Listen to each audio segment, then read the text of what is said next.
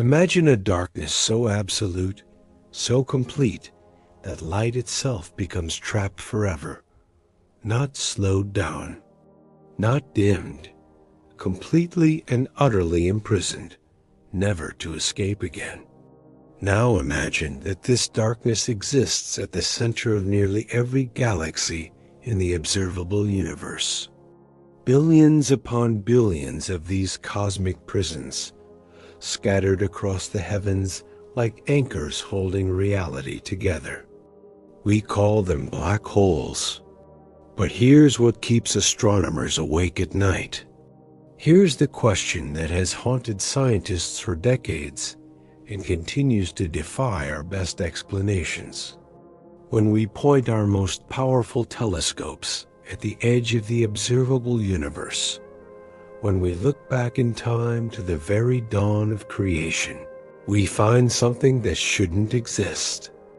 We find black holes, supermassive black holes, monsters containing billions of times the mass of our sun. And they're already there, fully formed, impossibly ancient, staring back at us from an era when the universe was barely a cosmic infant. The math doesn't work. The physics screams that this is impossible. There simply wasn't enough time. And yet, there they are. How did the first black holes form after the Big Bang? How did they grow so massive, so quickly, in a universe that had barely begun to exist? Tonight, we're going to journey back to the very beginning. We're going to witness the birth of the first light, the death of the first stars, and the emergence of the first shadows that would eventually swallow entire galaxies. This is the story of how darkness was born from light. And I promise you, the answers we've uncovered are stranger than anything you could possibly imagine. Welcome, fellow explorer of the cosmos. If you're new here, you've just joined a community of millions of curious minds who gather to explore the deepest mysteries of existence. And if you're returning, welcome back. I've missed you. Before we begin this journey together, I want to invite you to subscribe and tap that notification bell. What we're about to explore tonight is a 2-hour odyssey through the earliest moments of cosmic history. And trust me, you don't want to miss what comes next. Tonight's exploration is something special. We're not just going to learn about black holes. We're going to fundamentally rethink everything we thought we knew about how the universe assembled itself. Here's what we'll discover together over the next 2 hours. First, we'll travel back 13.8 billion years to the moments immediately following the Big Bang, a time when the universe was nothing but a seething cauldron of energy and particles, with no stars, no galaxies, and certainly no black holes. Then, we'll witness the birth of the first stars, cosmic giants, so massive and so hot that they make our sun look like a flickering candle in comparison. We'll watch those first stars die in spectacular explosions that seeded the universe with the heavy elements that would eventually form planets, oceans, and you. And then we'll confront the mystery that has baffled scientists for over 2 decades. How did supermassive black holes appear so early in cosmic history, when there shouldn't have been enough time for them to grow so large? We'll explore the leading theories, from the collapse of primordial gas clouds to exotic physics left over from the Big Bang itself. We'll hear from the scientists on the front lines of this research, and we'll discover why solving this mystery might reshape our understanding of the entire universe. This is the perfect video for a long evening of cosmic contemplation. Whether you're settling in for an immersive viewing experience or letting this play in the background while you ponder the nature of existence. I've designed every moment of this journey to reward your attention. So get comfortable, dim the lights if you like, and prepare to witness the birth of the universe's darkest children. Let's begin. To understand how the first black holes formed, we need to start at the very beginning. And I mean the very beginning, a moment so extreme, so incomprehensible, that even our best physics begins to break down. 13.8 billion years ago, give or take a few million years, everything that exists today, every galaxy, every star, every planet, every atom in your body was compressed into a space smaller than a single atom. Let that sink in for a moment. The entire observable universe, containing more than 2 trillion galaxies, each with hundreds of billions of stars, was once smaller than the period at the end of this sentence. We call the event that followed the Big Bang, but this name is somewhat misleading. It wasn't really an explosion in the traditional sense. There was no existing space for things to explode into. Instead, space itself began to expand, and it began to expand everywhere, all at once. In the first fraction of a second, and I mean a fraction so small that it makes a billionth of a second look like an eternity, the universe underwent a period of exponential expansion that we call inflation.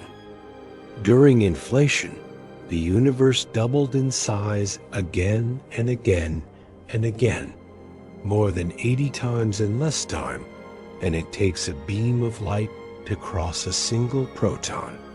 By the time inflation ended, the universe had grown from smaller than an atom to larger than the observable universe is today. Think about that.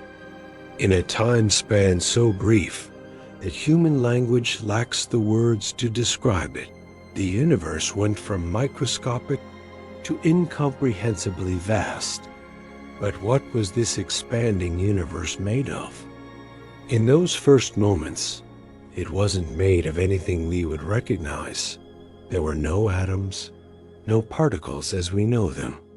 The universe was filled with an unimaginably hot soup of pure energy, a plasma of quarks and gluons and other exotic particles that existed for only the briefest moments before transforming into something else. The temperature was around 10 million trillion degrees. At such temperatures, matter and energy become interchangeable. Particles pop into existence from pure energy, only to annihilate each other moments later in bursts of gamma radiation. This was a universe of pure chaos, pure creation and destruction, happening on the smallest possible scales, trillions of times per second. But as the universe expanded, it also cooled. And as it cooled, the fundamental forces of nature began to separate and take on their familiar forms. Within the first second after the Big Bang, quarks began to combine into protons and neutrons, the building blocks of atomic nuclei. Within the first few minutes, those protons and neutrons began to fuse together, forming the nuclei of the simplest elements: hydrogen, helium, and trace amounts of lithium. This process, called Big Bang nucleosynthesis, happened incredibly quickly by cosmic standards. It was essentially complete within the first 20 minutes of the universe's existence. But here's what's remarkable. After those first 20 minutes, the universe had cooled too much for nuclear fusion to continue. The formation of new atomic nuclei stopped, and the universe entered a period that would last for hundreds of thousands of years, a cosmic dark age before the Dark Age. During this era, the universe was filled with plasma, a soup of atomic nuclei, and free electrons, so hot that atoms couldn't form. Light couldn't travel freely through this plasma. It was constantly absorbed and re-emitted, making the universe opaque like a thick fog. Then, approximately 380,000 years after the Big Bang, something miraculous happened. The universe had finally cooled enough for electrons to combine with nuclei, forming the first complete atoms. We call this moment recombination, though the name is strange since these particles had never been combined before. When recombination occurred, the universe suddenly became transparent. Light was finally free to travel across the cosmos without being absorbed. The fog lifted. The universe's baby picture was being taken. That light still exists today. We call it the cosmic microwave background, the oldest light in the universe, now stretched by the expansion of space from visible light into microwaves. When you see static on an old television, about 1% of that snow is actually this ancient light, the afterglow of creation itself, reaching your eyes after a journey of 13.8 billion years. But here's the thing, and this is crucial for understanding our mystery. When we look at the cosmic microwave background, when we examine that ancient light with our most sensitive instruments, we find something remarkable. The early universe was almost perfectly smooth, almost perfectly uniform. The temperature variations we detect are tiny differences of only 1 part in 100,000. This near-perfect smoothness presents us with an immediate puzzle. The universe today is anything but smooth. It's lumpy. It's filled with galaxies clustered into filaments and walls, separated by vast cosmic voids. How did we get from merely perfect smoothness to the intricate cosmic web we observe today?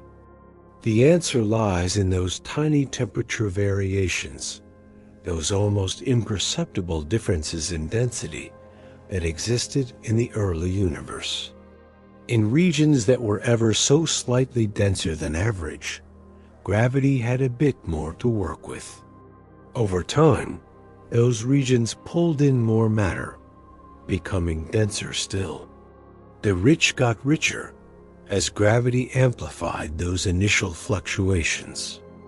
Meanwhile, in regions that were slightly less dense, matter was pulled away toward the denser areas. The poor got poorer. Cosmic voids began to form. But this process of gravitational amplification takes time. A lot of time by human standards, though mere moments by cosmic reckoning. After recombination, the universe entered what we call the cosmic dark ages. For hundreds of millions of years, the universe was filled with hydrogen and helium gas, slowly being pulled together by gravity, but with no sources of light anywhere. Imagine it, a universe with no stars, no galaxies, no points of light anywhere, just vast, diffuse clouds of gas drifting through an ever-expanding darkness. If you could somehow transport yourself to this era, you would see nothing. Absolute blackness in every direction. The universe was pregnant with possibility, but that possibility had not yet been born. The stage was set. The raw materials were in place. Gravity was slowly, patiently, inexorably doing its work, pulling matter together into ever-denser clumps. And then, somewhere in that darkness, something extraordinary happened. the first star ignited. We don't know exactly when this happened. Our best estimates suggest it was somewhere between 100 million and 200 million years after the Big Bang. But when it happened, it changed everything. For the first time since the cosmic microwave background was released, light blazed through the universe. A single point of brilliance in an infinite darkness. And that first star, that pioneer of cosmic illumination, was unlike any star that exists today. It was a monster. But before we explore those first stars and their spectacular deaths, we need to understand something fundamental about how the universe works. We need to understand why the first stars were so different from stars today. We need to understand the crucial role of chemistry in the birth of stars. Because here's the thing, and this will become incredibly important for our mystery about black holes. The universe had a chemistry problem, and that problem would lead directly to the creation of the first cosmic monsters. Let me ask you a question that might seem simple, but contains depths of complexity that scientists have spent careers trying to understand. Why do stars form? The basic answer seems straightforward. Stars form when clouds of gas collapse under their own gravity. When enough mass accumulates in one place, the center becomes hot and dense enough to ignite nuclear fusion. Hydrogen atoms smash together, fusing into helium and releasing enormous amounts of energy. A star is born. But here's the problem. Gas doesn't want to collapse. Gas wants to expand. When you compress gas, it heats up. Think about how a bicycle pump gets warm when you're inflating a tire. As gas is compressed, the particles move faster. They collide more frequently. Temperature rises, and hot gas exerts pressure. It pushes back against whatever is trying to compress it. This creates a fundamental tension at the heart of star formation. Gravity pulls inward, trying to collapse the gas cloud.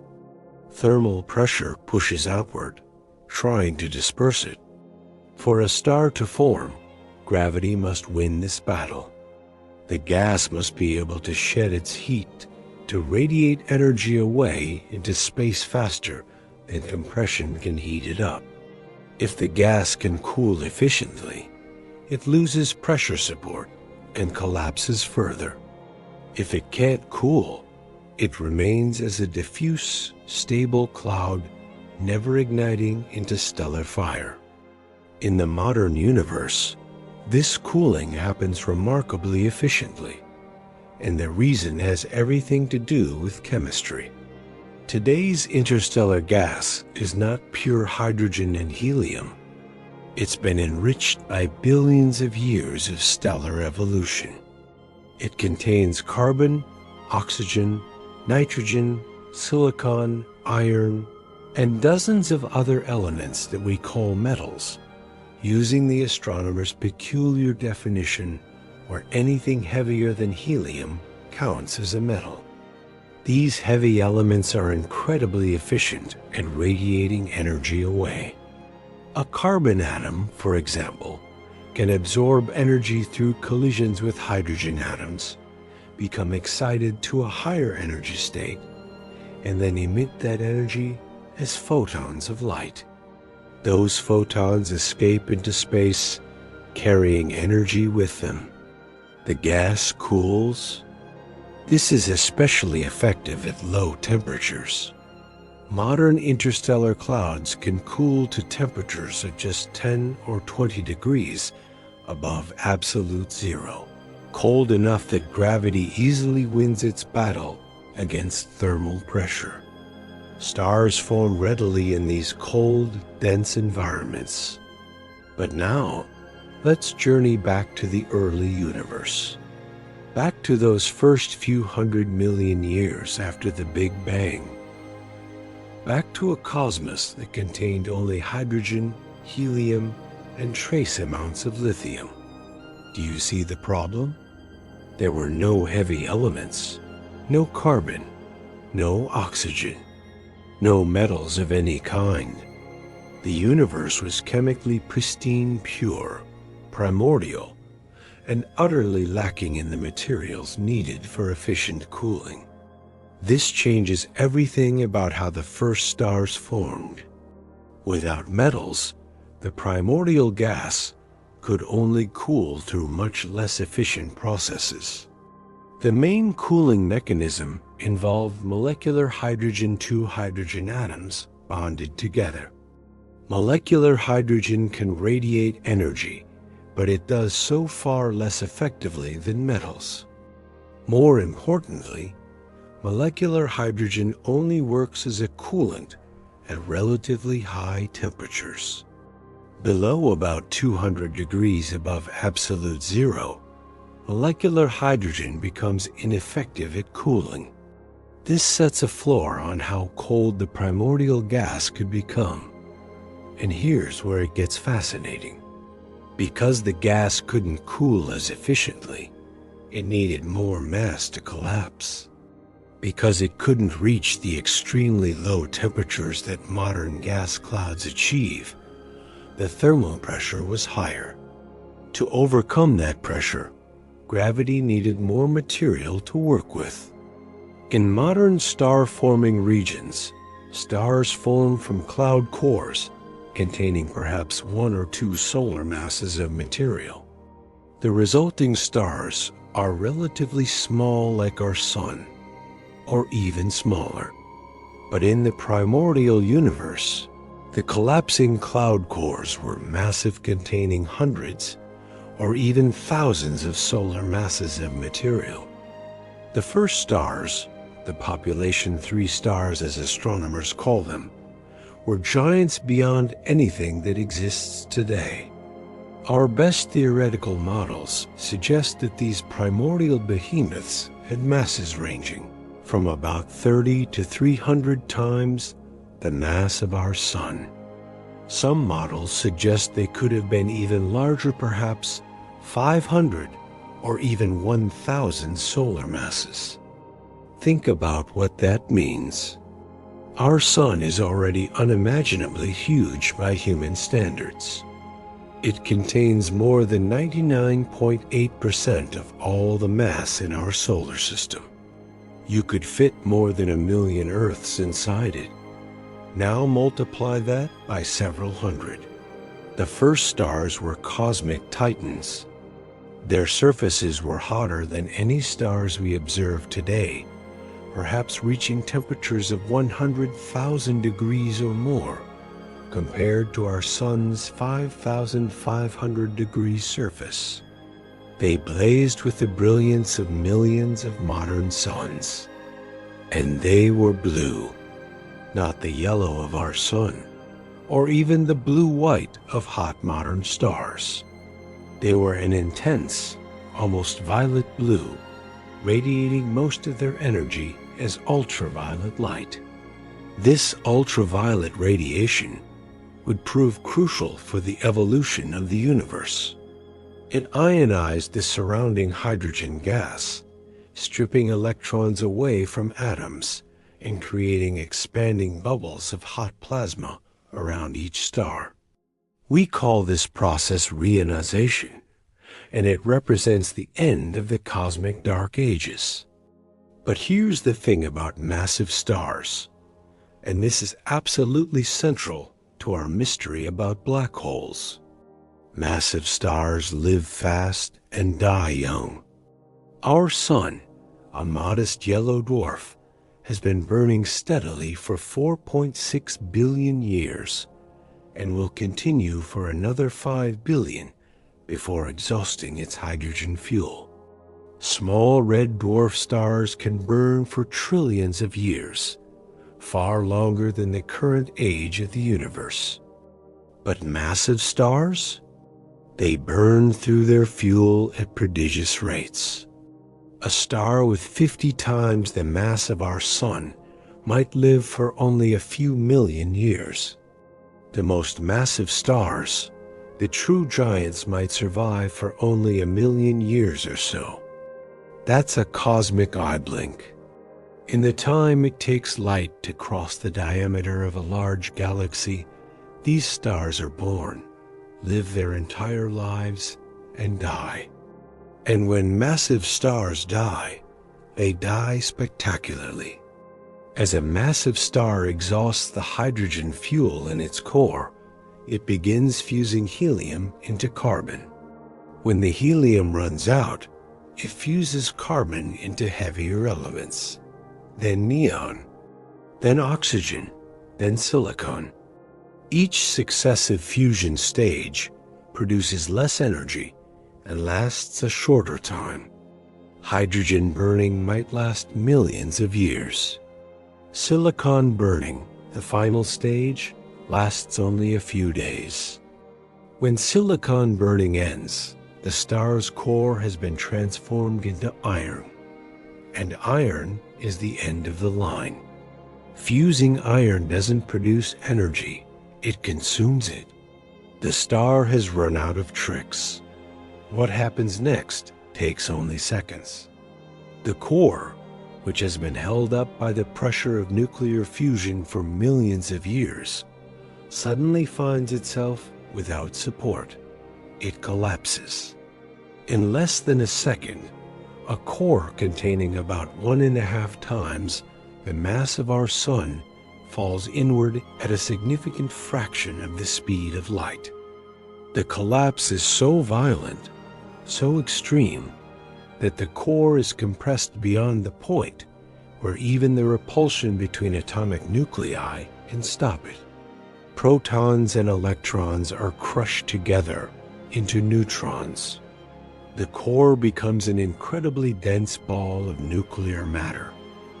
A neutron star, in some cases, or something even stranger. The outer layers of the star, still falling inward, slam into this suddenly rigid core. They bounce. A shock wave forms, racing outward through the star. What happens next depends on the mass of the original star.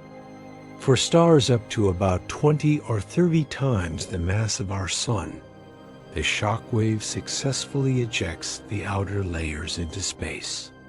This is a supernova, one of the most energetic events in the universe.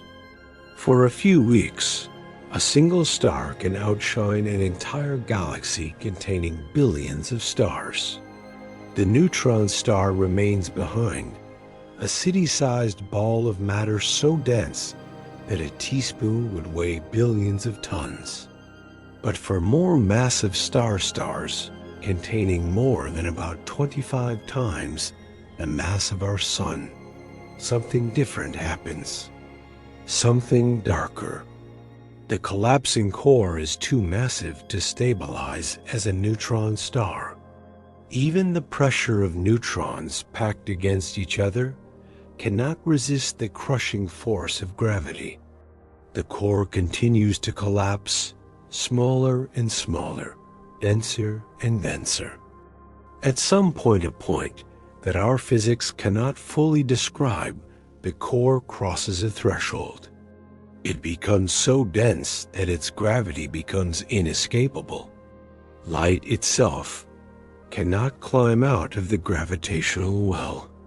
An event horizon forms a boundary in space beyond which nothing can return. A black hole is born. Now, here's where it starts to get really interesting for our mystery. Remember, the first stars were massive, much more massive than typical stars today. This means that when they died, they were prime candidates for black hole formation.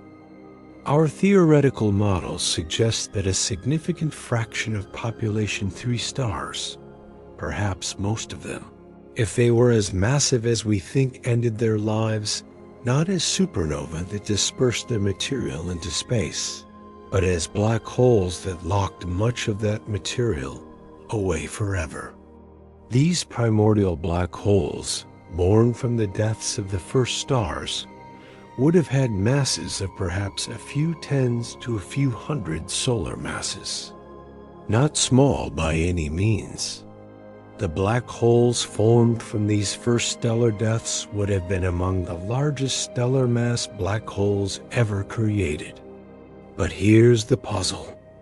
Here's where the mystery truly begins. 100 solar masses is impressive. But when we look at the distant universe, when we observe quasars shining from the edge of cosmic history, we find black holes containing not hundreds, but billions of solar masses. How do you get from 100 solar masses to a billion solar masses? The obvious answer is growth.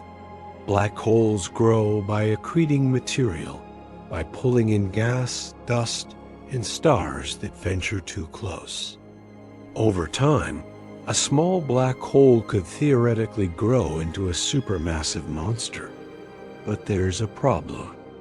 A huge problem. Let me explain it to you, because this is the heart of our mystery. This is the cosmic puzzle that has baffled astronomers for more than 2 decades and continues to defy easy explanation. It's called the Eddington limit, and it puts a speed limit on how fast black holes can grow. In 1916, the same year that Einstein published his general theory of relativity, the theory that first predicted the existence of black holes, British astrophysicist named Arthur Eddington made a discovery that would prove crucial for understanding how cosmic objects grow. Eddington was studying the interiors of stars, trying to understand how they maintain their structure. He realized that there's a fundamental limit to how much light a star can produce. Here's the intuition. When a star radiates energy, that radiation exerts pressure on the surrounding gas. Photons, though massless, carry momentum. When they interact with matter, they push on it. This is called radiation pressure. For a stable star, this radiation pressure helps support the outer layers against gravitational collapse. But there's a catch. If a star becomes too luminous, if it produces too many photons, the radiation pressure can overwhelm gravity. The outer layers are blown away. The star begins to lose mass. This sets a maximum luminosity that any object can have while remaining stable. We call it the Eddington luminosity, and it depends only on the mass of the object. Now, why does this matter for black holes? Black holes don't emit light directly. Nothing can escape from inside the event horizon.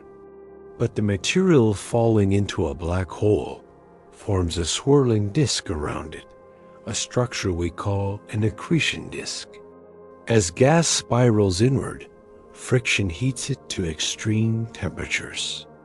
The inner regions of the accretion disk can reach hundreds of millions of degrees. At such temperatures, the gas glows brilliantly primarily in X-rays. This radiation is what makes quasars visible across billions of light years. The accretion disk around a supermassive black hole can outshine all the stars in its host galaxy combined. But here's the key insight. The same principle that limits how luminous a star can be also limits how fast a black hole can grow. As gas falls toward the black hole, it heats up and radiates energy. That radiation pushes outward on the incoming gas. If the black hole tries to eat too fast, if the accretion rate is too high, the radiation becomes so intense that it blows away the incoming material. The food source is cut off. The maximum rate at which a black hole can grow while accreting gas at the Eddington limit is called the Eddington rate. And this rate sets a cosmic speed limit on black hole growth. Let me give you some numbers, because this is where the impossibility becomes clear. At the Eddington rate, a black hole can roughly double its mass in about 50 million years. That might seem fast, but consider what we observe. In 2015, astronomers discovered a quasar called SDSSJ 0100-2802. This object is located so far away that its light has been traveling for more than 12.8 billion years to reach us. When we see this quasar, we're seeing it as it existed when the universe was only about 900 million years old. And at the heart of this quasar sits a black hole containing 12 billion times the mass of our sun. Let's do the math. Start with a seed black hole formed from the death of a first-generation star, say, 100 solar masses. This is already optimistically large. To reach 12 billion solar masses, you need to multiply by 120 million. That's roughly 27 doublings. At 50 million years per doubling, that's 1.35 billion years of continuous, uninterrupted growth at the maximum possible rate. But the universe was only 900 million years old when we see this quasar. The numbers don't add up. There wasn't enough time. And it gets worse. The Eddington limit assumes perfect conditions. A continuous, steady supply of gas falling onto the black hole in an idealized spherical configuration. In reality, the accretion process is messy, intermittent, and often disrupted. Black hole jets and winds blow away nearby gas, temporarily cutting off the food supply. Galaxy mergers and stellar feedback inject energy that heats the gas, preventing it from falling inward. Active galactic nuclei go through cycles of activity and quiescence. Real black holes probably spend much of their time accreting at well below the Eddington rate. Some estimates suggest that the average accretion rate over cosmic time might be only 10 or 20% of the maximum. If that's true, then the growth time becomes not 1.35 billion years, but 5 billion years or more, far longer than the age of the universe at the time we observe these massive quasars. This is the crisis. This is the problem that has haunted astronomers since the first extremely distant quasars were discovered decades ago, and which has only become more acute as we've found ever more massive black holes at ever earlier cosmic times. The most distant quasars we've found date from when the universe was only 600 to 700 million years old. Some contain black holes with masses of hundreds of millions to billions of solar masses. There simply isn't time for these objects to have grown from stellar mass seeds through conventional accretion. Something is wrong with our picture. Either black holes can somehow grow faster than the Eddington limit allows, or they started out much bigger than the remnants of the first stars, or some combination of both. This brings us to the heart of our mystery. How did the first black holes form? And why were they able to reach such enormous sizes so quickly? Let's pause for a moment and consider what we've established so far. We know that the first stars formed roughly 100 to 200 million years after the Big Bang. They were massive, lived briefly, and many of them died as black holes with perhaps 10 to 100 solar masses. We know that black holes grow by accreting gas, but the Eddington limit restricts how fast this growth can occur. At best, a black hole can double its mass every 50 million years or so. We know that supermassive black holes with billions of solar masses existed when the universe was less than 1 billion years old, barely enough time for a few doublings at most, not the 27 or more doublings required. Something is missing from this picture, some piece of physics that we haven't yet accounted for, some pathway to black hole formation that we haven't yet explored. The scientists who study this problem have proposed numerous solutions over the years.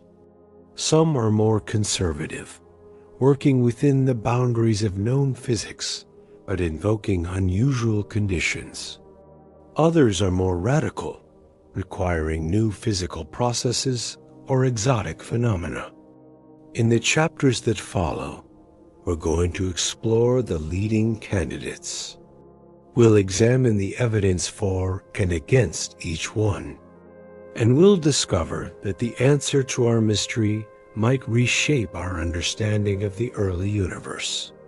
But first, we need to establish a crucial fact. We need to confirm that these ancient supermassive black holes really exist, that this isn't some observational artifact or misinterpretation of the data. Because in science, extraordinary claims require extraordinary evidence. Let's talk about how we know what we know. Let's talk about the observations that revealed this cosmic mystery in the first place. The story begins with quasars, those brilliant beacons that outshine entire galaxies, powered by the fury of matter falling into supermassive black holes. Quasars were first discovered in the early 1960s, though their true nature wasn't immediately understood. Astronomers noticed that some objects in the sky looked like stars point-like, not extended like galaxies, but had bizarre spectra that couldn't be explained by any known stellar process. The breakthrough came when Martin Schmidt, a Dutch astronomer working at Caltech, realized that these strange spectral lines could be explained if the objects were incredibly distant and their light had been enormously redshifted by the expansion of the universe. If Schmidt was right, these quasi-stellar objects or quasars were not stars at all. They were something far stranger, incredibly luminous sources at the very edge of the observable universe, shining with the brilliance of 100 galaxies or more. But what could possibly produce such stupendous amounts of energy? The answer came from theoretical considerations. The only known mechanism capable of producing such luminosity is gravitational potential energy, the energy released when matter falls into an extremely deep gravitational well. And the deepest gravitational wells in the universe are found around black holes. When gas falls toward a black hole, it doesn't just plunge straight in. Conservation of angular momentum causes it to spiral inward, forming a flattened disk, the accretion disk we mentioned earlier. Within this disk, friction between adjacent layers of gas converts orbital energy into heat. The gas becomes incredibly hot, glowing brilliantly across the electromagnetic spectrum. The efficiency of this process is remarkable. Matter falling onto a black hole can convert roughly 10% of its rest mass energy into radiation, more than 10 times more efficient than nuclear fusion, which converts less than 1%. By the 1970s and 1980s, astronomers had established that quasars were powered by supermassive black holes at the centers of distant galaxies. The more distant the quasar, the further back in time we were looking, thanks to the finite speed of light. And as telescopes improved, astronomers began finding quasars at ever greater distances and therefore ever earlier cosmic times. In 1991, the Sloan Digital Sky Survey began Operation, a massive project to map a quarter of the sky and catalog millions of celestial objects. Among its goals was the discovery of high redshift quasars, those that existed in the early universe. The survey succeeded beyond expectations. By analyzing the colors of objects in its images, astronomers could identify candidate quasars for follow-up spectroscopy. The spectrum reveals the quasar's redshift, which tells us how much the universe has expanded since the light was emitted, and therefore how far back in time we're looking. In 2001, the Sloan survey discovered a quasar at redshift 6.28, meaning the universe had expanded by a factor of more than 7 since this light was emitted.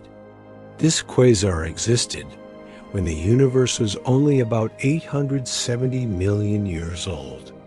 Then came redshift 7.08 in 2011. The universe was barely 750 million years old. Then redshift 7.54, then 7.64. Each discovery pushed our view further back in cosmic time, and with each discovery, the puzzle deepened. These quasars contain supermassive black holes, typically hundreds of millions to billions of solar masses, shining from an era when the universe was still in its infancy. But how do we actually measure the masses of these ancient black holes? How do we know they're really so large? This is a crucial question, and the answer involves some elegant physics. The gas in a quasar's accretion disk and the clouds surrounding it are in constant motion. Some gas moves toward us, some moves away. When we spread the quasar's light into a spectrum, we see that the emission lines are broadened Doppler, shifted by the motion of the emitting gas. The faster the gas moves, the broader the lines. And here's the key insight. The gas velocity depends on the black hole's mass.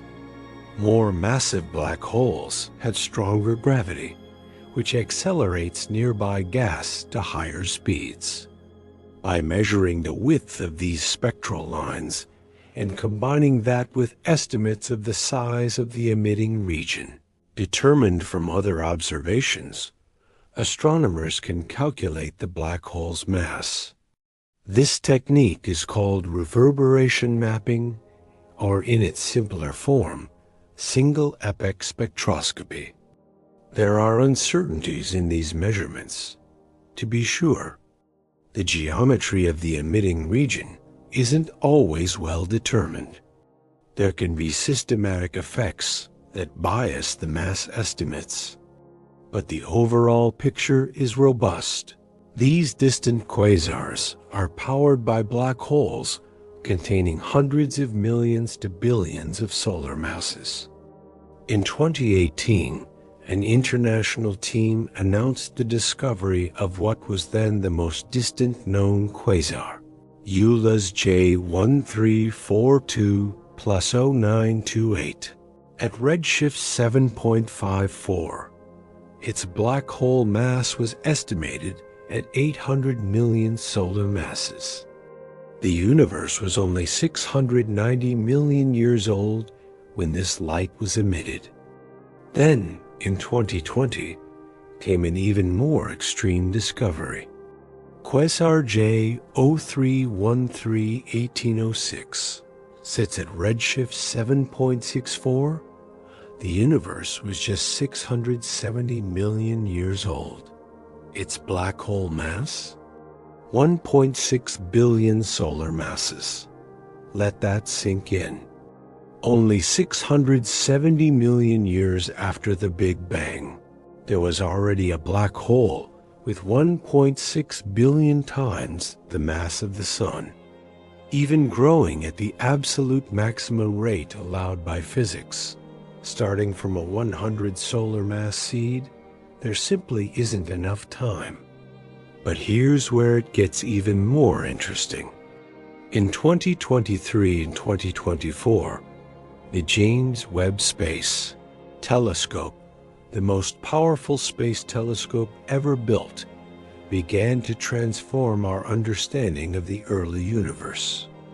Its infrared capabilities allowed it to peer deeper into cosmic history than ever before, detecting galaxies and quasars at truly astonishing distances.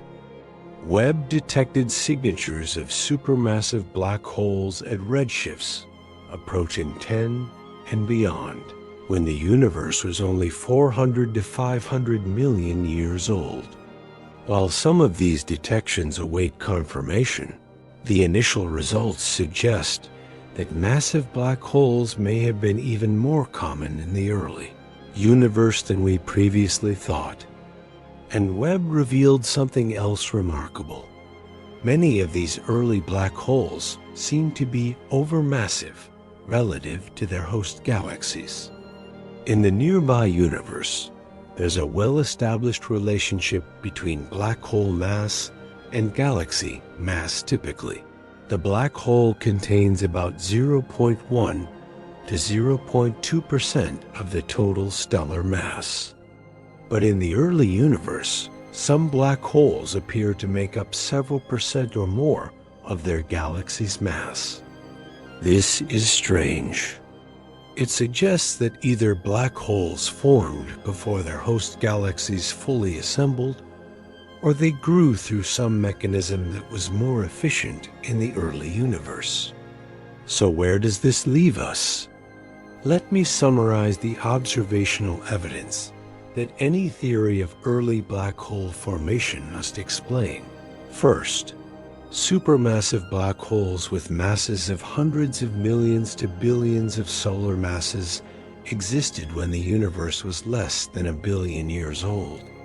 Second, the most distant quasars show evidence for mature, fully formed accretion systems, not the chaotic, irregular structures you might expect from newly formed black holes.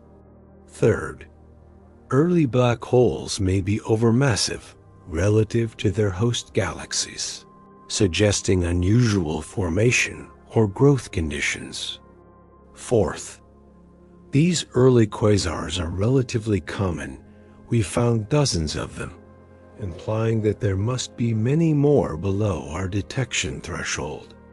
These observations have inspired a variety of theoretical models, each attempting to solve the mystery through different mechanisms. In the chapters that follow, we'll explore the leading candidates, starting with the most straightforward extensions of our standard picture. But first, let me pose a question that I want you to think about. What if we've been thinking about this problem the wrong way? What if the mystery isn't how small black holes grew so large, so quickly, but rather why we assumed they started small in the first place? Hold that thought. We'll return to it soon. The Eddington limit is a speed limit, and like any speed limit, it can be broken under the right circumstances. Before we explore the more exotic theories, let's consider whether the simplest explanation might suffice. Can black holes simply grow faster than we thought? The Eddington limit, as I explained earlier, arises from the competition between gravity pulling material inward and radiation pressure pushing it outward. At the Eddington luminosity, these forces balance. Exceed that luminosity, and the outward pressure wins gas is blown away rather than accreted. But this derivation makes a crucial assumption, that the accretion is spherically symmetric, with gas falling in equally from all directions. In reality, accretion onto black holes is rarely spherical.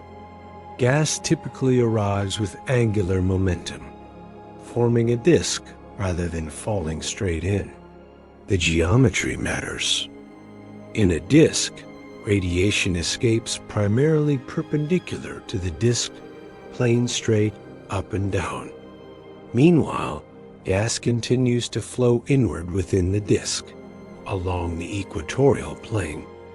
The radiation and the infalling gas aren't trying to pass through the same space. This geometric distinction opens the door to what we call super-Eddington accretion rates that exceed the spherical Eddington limit. How much faster can this be? Theoretical models and simulations suggest that in extreme cases, accretion rates might exceed the Eddington limit by factors of a few, perhaps 3 to 10 times in favorable conditions. This helps, but it doesn't solve the problem. A factor of 10 improvement reduces the required growth time by a factor of 10. But remember, we were short by roughly a factor of 3 to 5 or more. Super-Eddington accretion alone can't bridge the gap for the most distant, most massive quasars. Moreover, super-Eddington accretion comes with its own complications. At very high accretion rates, the inner disk becomes geometrically thick puffed up by radiation pressure. This changes the geometry in complex ways and can lead to powerful outflows that carry away mass and energy. Some simulations suggest that while the total accretion rate may be super-Eddington, much of the inflowing mass is expelled in winds and jets rather than actually entering the black hole. The effective growth rate might not be much higher than the standard Eddington rate after all. But there's another possibility that has attracted significant attention: slim disks and photon trapping. Here's the idea. In a standard accretion disk, photons produced by viscous heating escape promptly, carrying away energy. But at very high accretion rates, the disk becomes so dense and optically thick that photons cannot escape before being carried inward by the flow. These trapped photons are swallowed by the black hole along with the gas. The radiation never has a chance to push back on the incoming material. The Eddington limit, which depends on radiation escaping and exerting pressure, becomes irrelevant.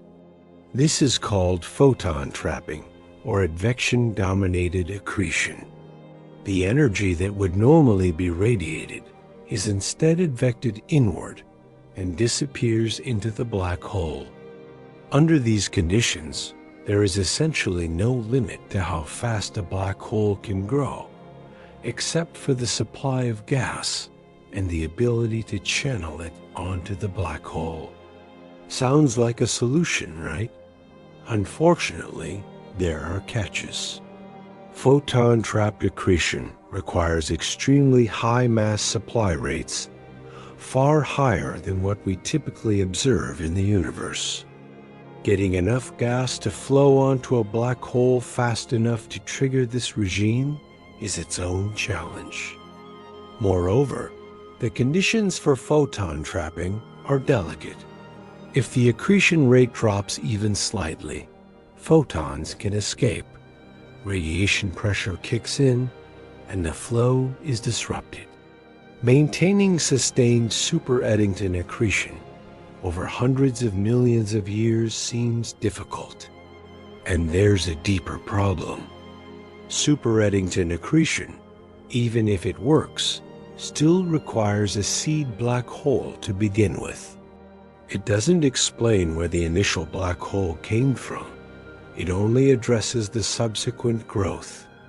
If we start with a stellar mass seed of 100 solar masses, even maximally efficient super-Eddington accretion might not provide enough time to reach the billions of solar masses we observe. This brings us to a crucial realization. Maybe the problem isn't just how fast black holes grow. Maybe the problem is that they started bigger than we thought. What if the first black holes weren't stellar remnants at all? What if they formed through entirely different mechanisms, creating seed black holes of thousands, or even hundreds of thousands of solar masses from the very beginning? If such massive seeds existed, the growth problem becomes much more tractable. Starting from 100,000 solar masses instead of 100 solar masses reduces the required number of doublings from 27 to about 17. That's a huge difference, saving hundreds of millions of years of growth time. The question is, how can nature produce such massive seeds? This is where the story gets really interesting. This is where we encounter some of the most creative and elegant ideas in modern astrophysics. In the next chapter, we'll explore the leading candidate for massive seed formation, the direct collapse of primordial gas clouds into black holes without ever forming stars at all. It's a beautiful theory, but as we'll see, it comes with its own set of challenges and requirements. Imagine a cloud of primordial gas in the early universe, hydrogen and helium, pristine and untouched, slowly contracting under its own gravity. Under normal circumstances, as we discussed earlier, this cloud would fragment into clumps, each clump collapsing to form a massive first-generation star. These stars would shine briefly before dying as black holes of perhaps 10 to 100 solar masses. But what if the fragmentation could be prevented? What if the entire cloud, containing perhaps 100,000 solar masses or more, could collapse as a single object, forming an enormous black hole directly? This is the concept of direct collapse black holes, often abbreviated as DCBHs, and it represents one of the most promising solutions to our mystery. The key to direct collapse is preventing the gas from cooling efficiently. Remember our earlier discussion of chemistry and cooling. In the modern universe, heavy elements like carbon and oxygen allow gas to radiate energy efficiently, cooling to very low temperatures. This cooling leads to fragmentation. The cloud breaks into many small, dense cores, each forming an individual star. In the primordial universe, without heavy elements, the main cooling mechanism was molecular hydrogen. This is less efficient than metal cooling, which is why the first stars were so massive. But molecular hydrogen still allows the gas to cool enough for fragmentation to occur, just at higher temperatures and higher masses. Now here's the crucial insight. What if we could prevent even molecular hydrogen from forming? Molecular hydrogen is fragile. It can be dissociated, broken apart by ultraviolet radiation. Specifically, photons in a particular energy range, known as the Lyman-Werner band, can excite molecular hydrogen and cause it to fall apart into individual atoms. If a gas cloud is bathed in intense Lyman-Werner radiation, the molecular hydrogen is destroyed as fast as it forms. Without molecular hydrogen, the gas cannot cool efficiently below about 10,000 degrees. The thermal pressure remains high. Fragmentation is suppressed. Under these conditions, the entire cloud can collapse as a single object. But into what? As the cloud contracts, it becomes denser and hotter. At some point, a central core forms an object that might briefly resemble a star, but is fundamentally different. This object, sometimes called a supermassive star or a quasi-star, contains perhaps 10,000 to 100,000 solar masses. It's so massive that normal stellar processes cannot stabilize it.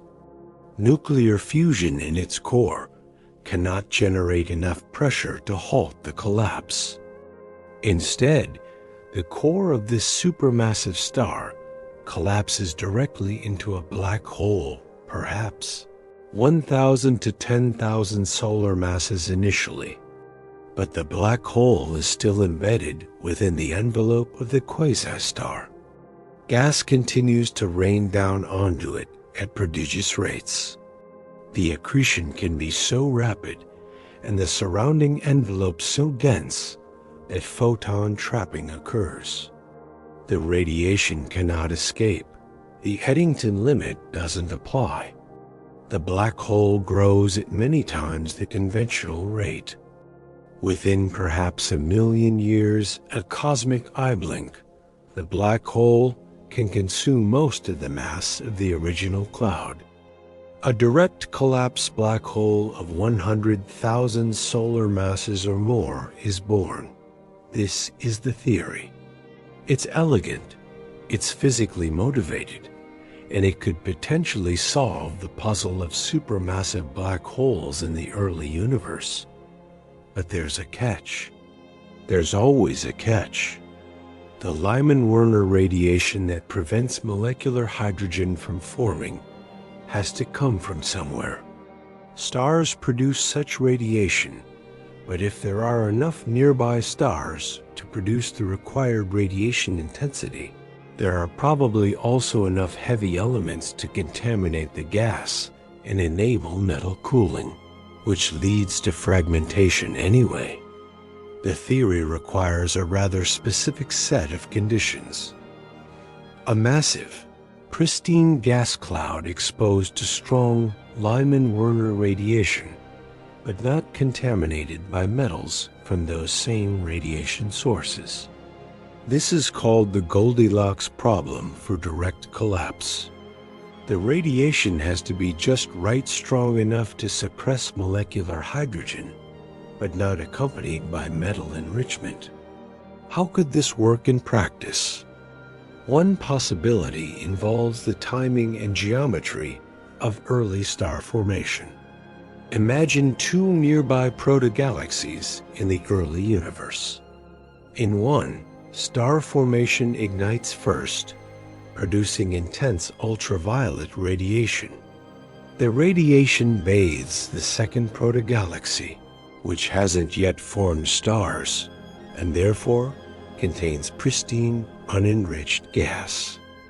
If the geometry is right, the second protogalaxy might experience enough Lyman-Werner radiation to suppress fragmentation while remaining metal-free. The first galaxy's supernova haven't had time to enrich the second galaxy with metals. Under these conditions, direct collapse could occur. Is this scenario common enough to explain the observed population of early supermassive black holes? That's the million-dollar question. Numerical simulations have explored this scenario in detail, and the results are mixed. Some simulations find that the conditions for direct collapse are satisfied in a small but significant fraction of early protogalaxies, perhaps 1 in 1,000 or 1 in 10,000. This might be enough to seed the most massive early quasars, though probably not enough to explain all early black holes.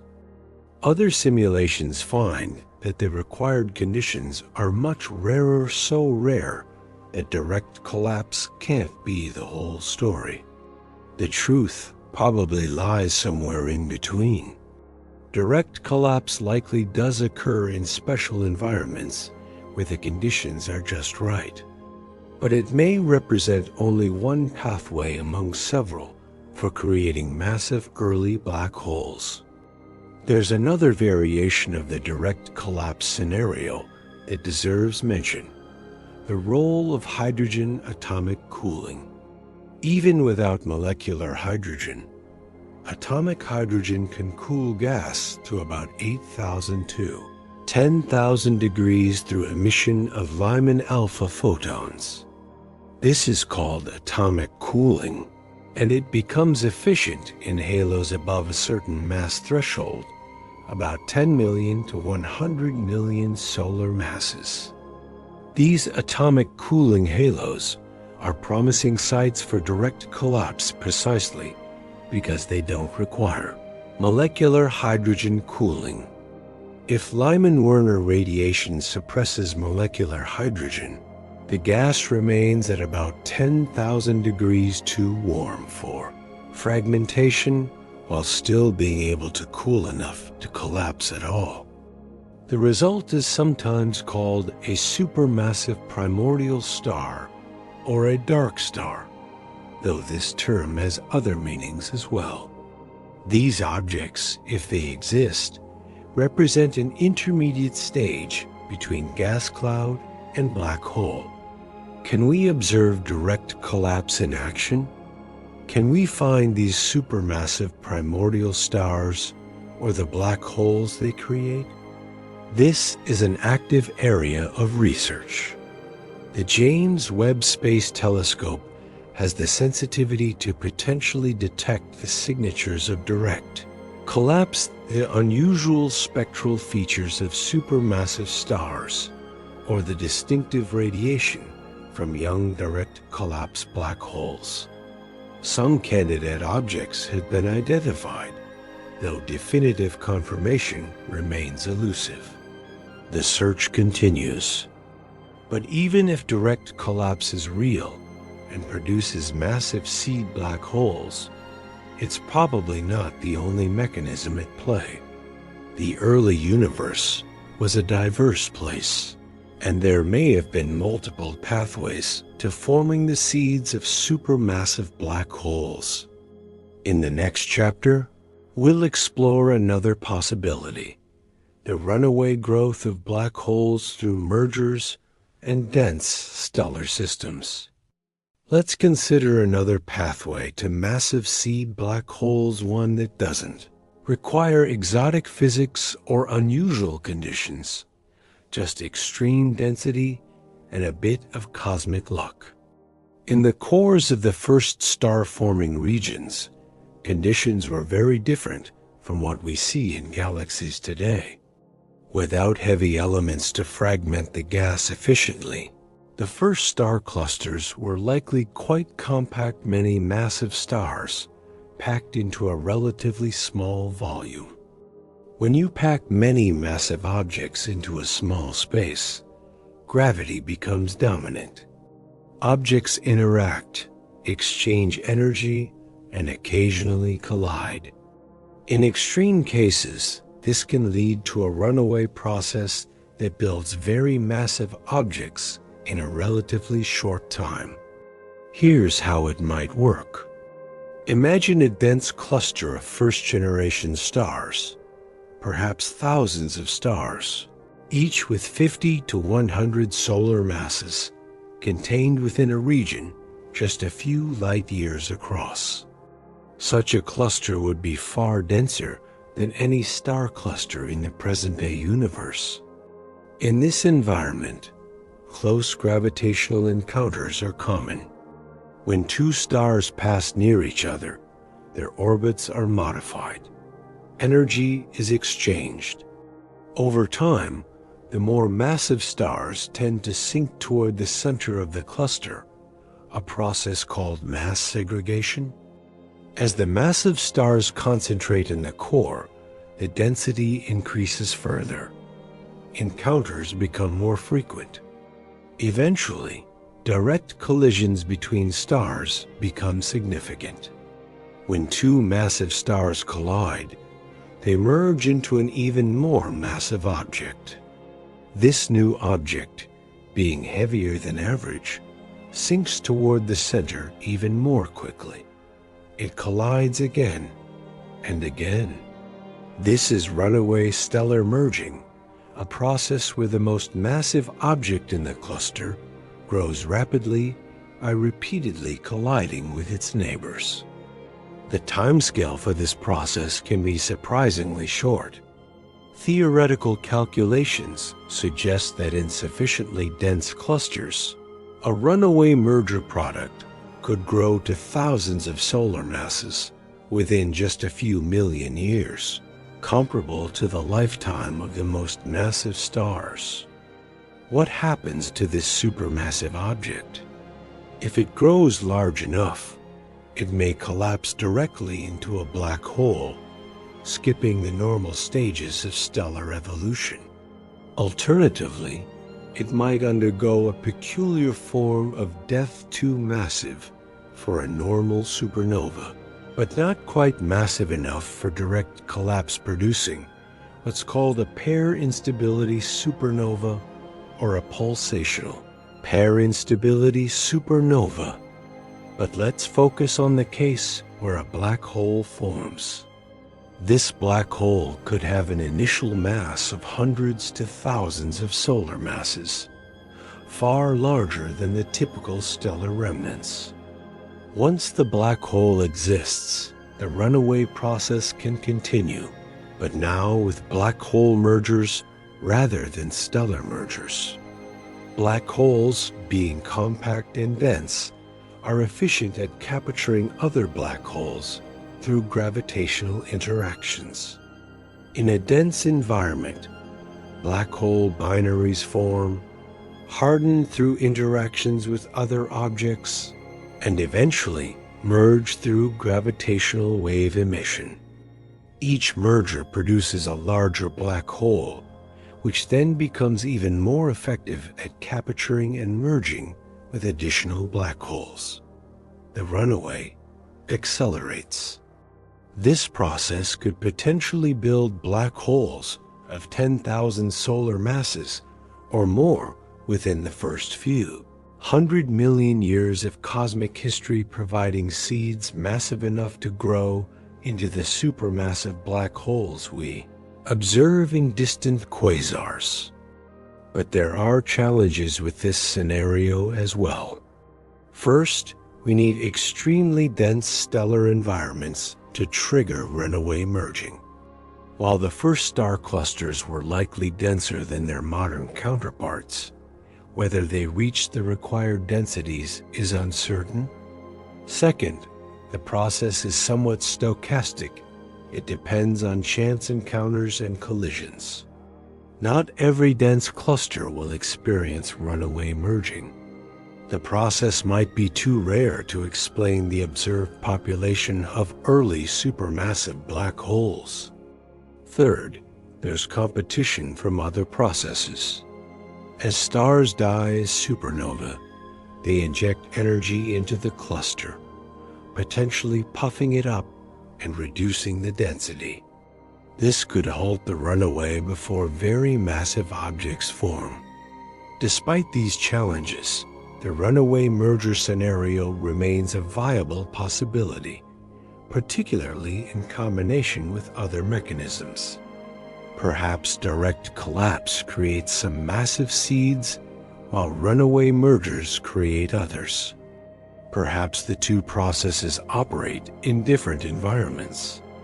There's one more variation on the merger theme that deserves attention: the role of supermassive black hole mergers during galaxy assembly. In the standard picture of cosmic structure formation, small galaxies form first and merge to create larger galaxies.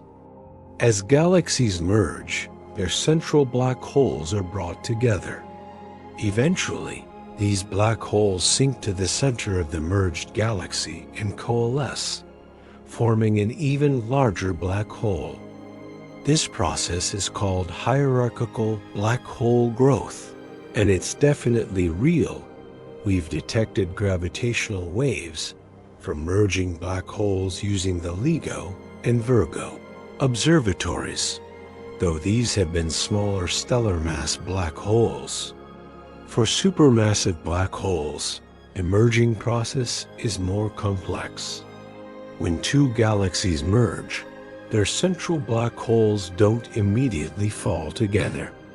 They first must lose energy through interactions with surrounding stars and gas, a process called dynamical friction. Eventually, the two black holes form a binary, orbiting each other at the center of the merged galaxy. This binary continues to shrink through stellar interactions and gas dynamics, eventually reaching a separation where gravitational wave emission becomes efficient. The black holes spiral together and merge. The timescale for this entire process can be hundreds of millions to billions of years, potentially too slow to explain the most distant quasars. But if the black holes start with substantial masses, and if mergers are frequent in the rapidly assembling early universe, this pathway could contribute to the growth of supermassive black holes. Recent observations from pulsar timing arrays experiments that search for subtle changes in the timing of signals from rotating neutron stars had detected a low-frequency gravitational wave background that likely comes from the superposition of many supermassive black hole binaries throughout the universe.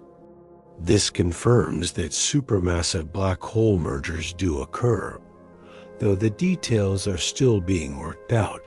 So, where does this leave us? We now have three main pathways to forming massive early black hole seeds. 1. Stellar remnants, the deaths of massive first-generation stars, producing black holes of 10 to 100 solar masses. 2. Direct collapse, the implosion of primordial gas clouds under special conditions, producing black holes of 10,000 to 100,000 solar masses. 3.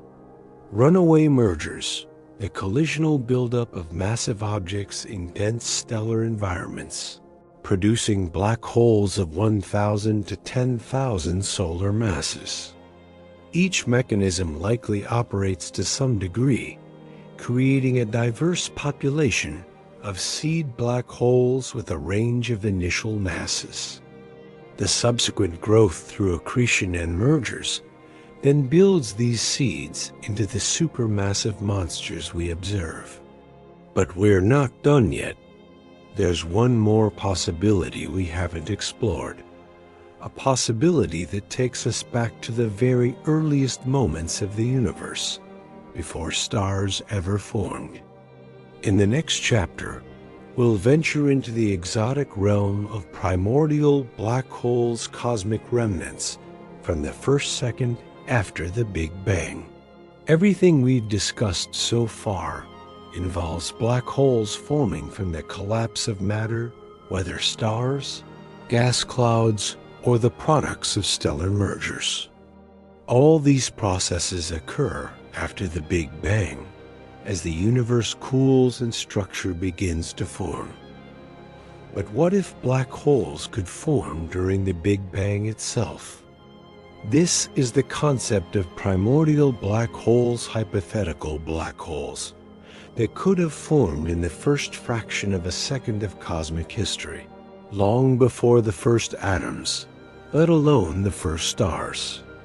The idea was first proposed in the 1960s and 1970s by physicists Yakov Zeldenich, Igor Novikov, and Stephen Hawking, among others.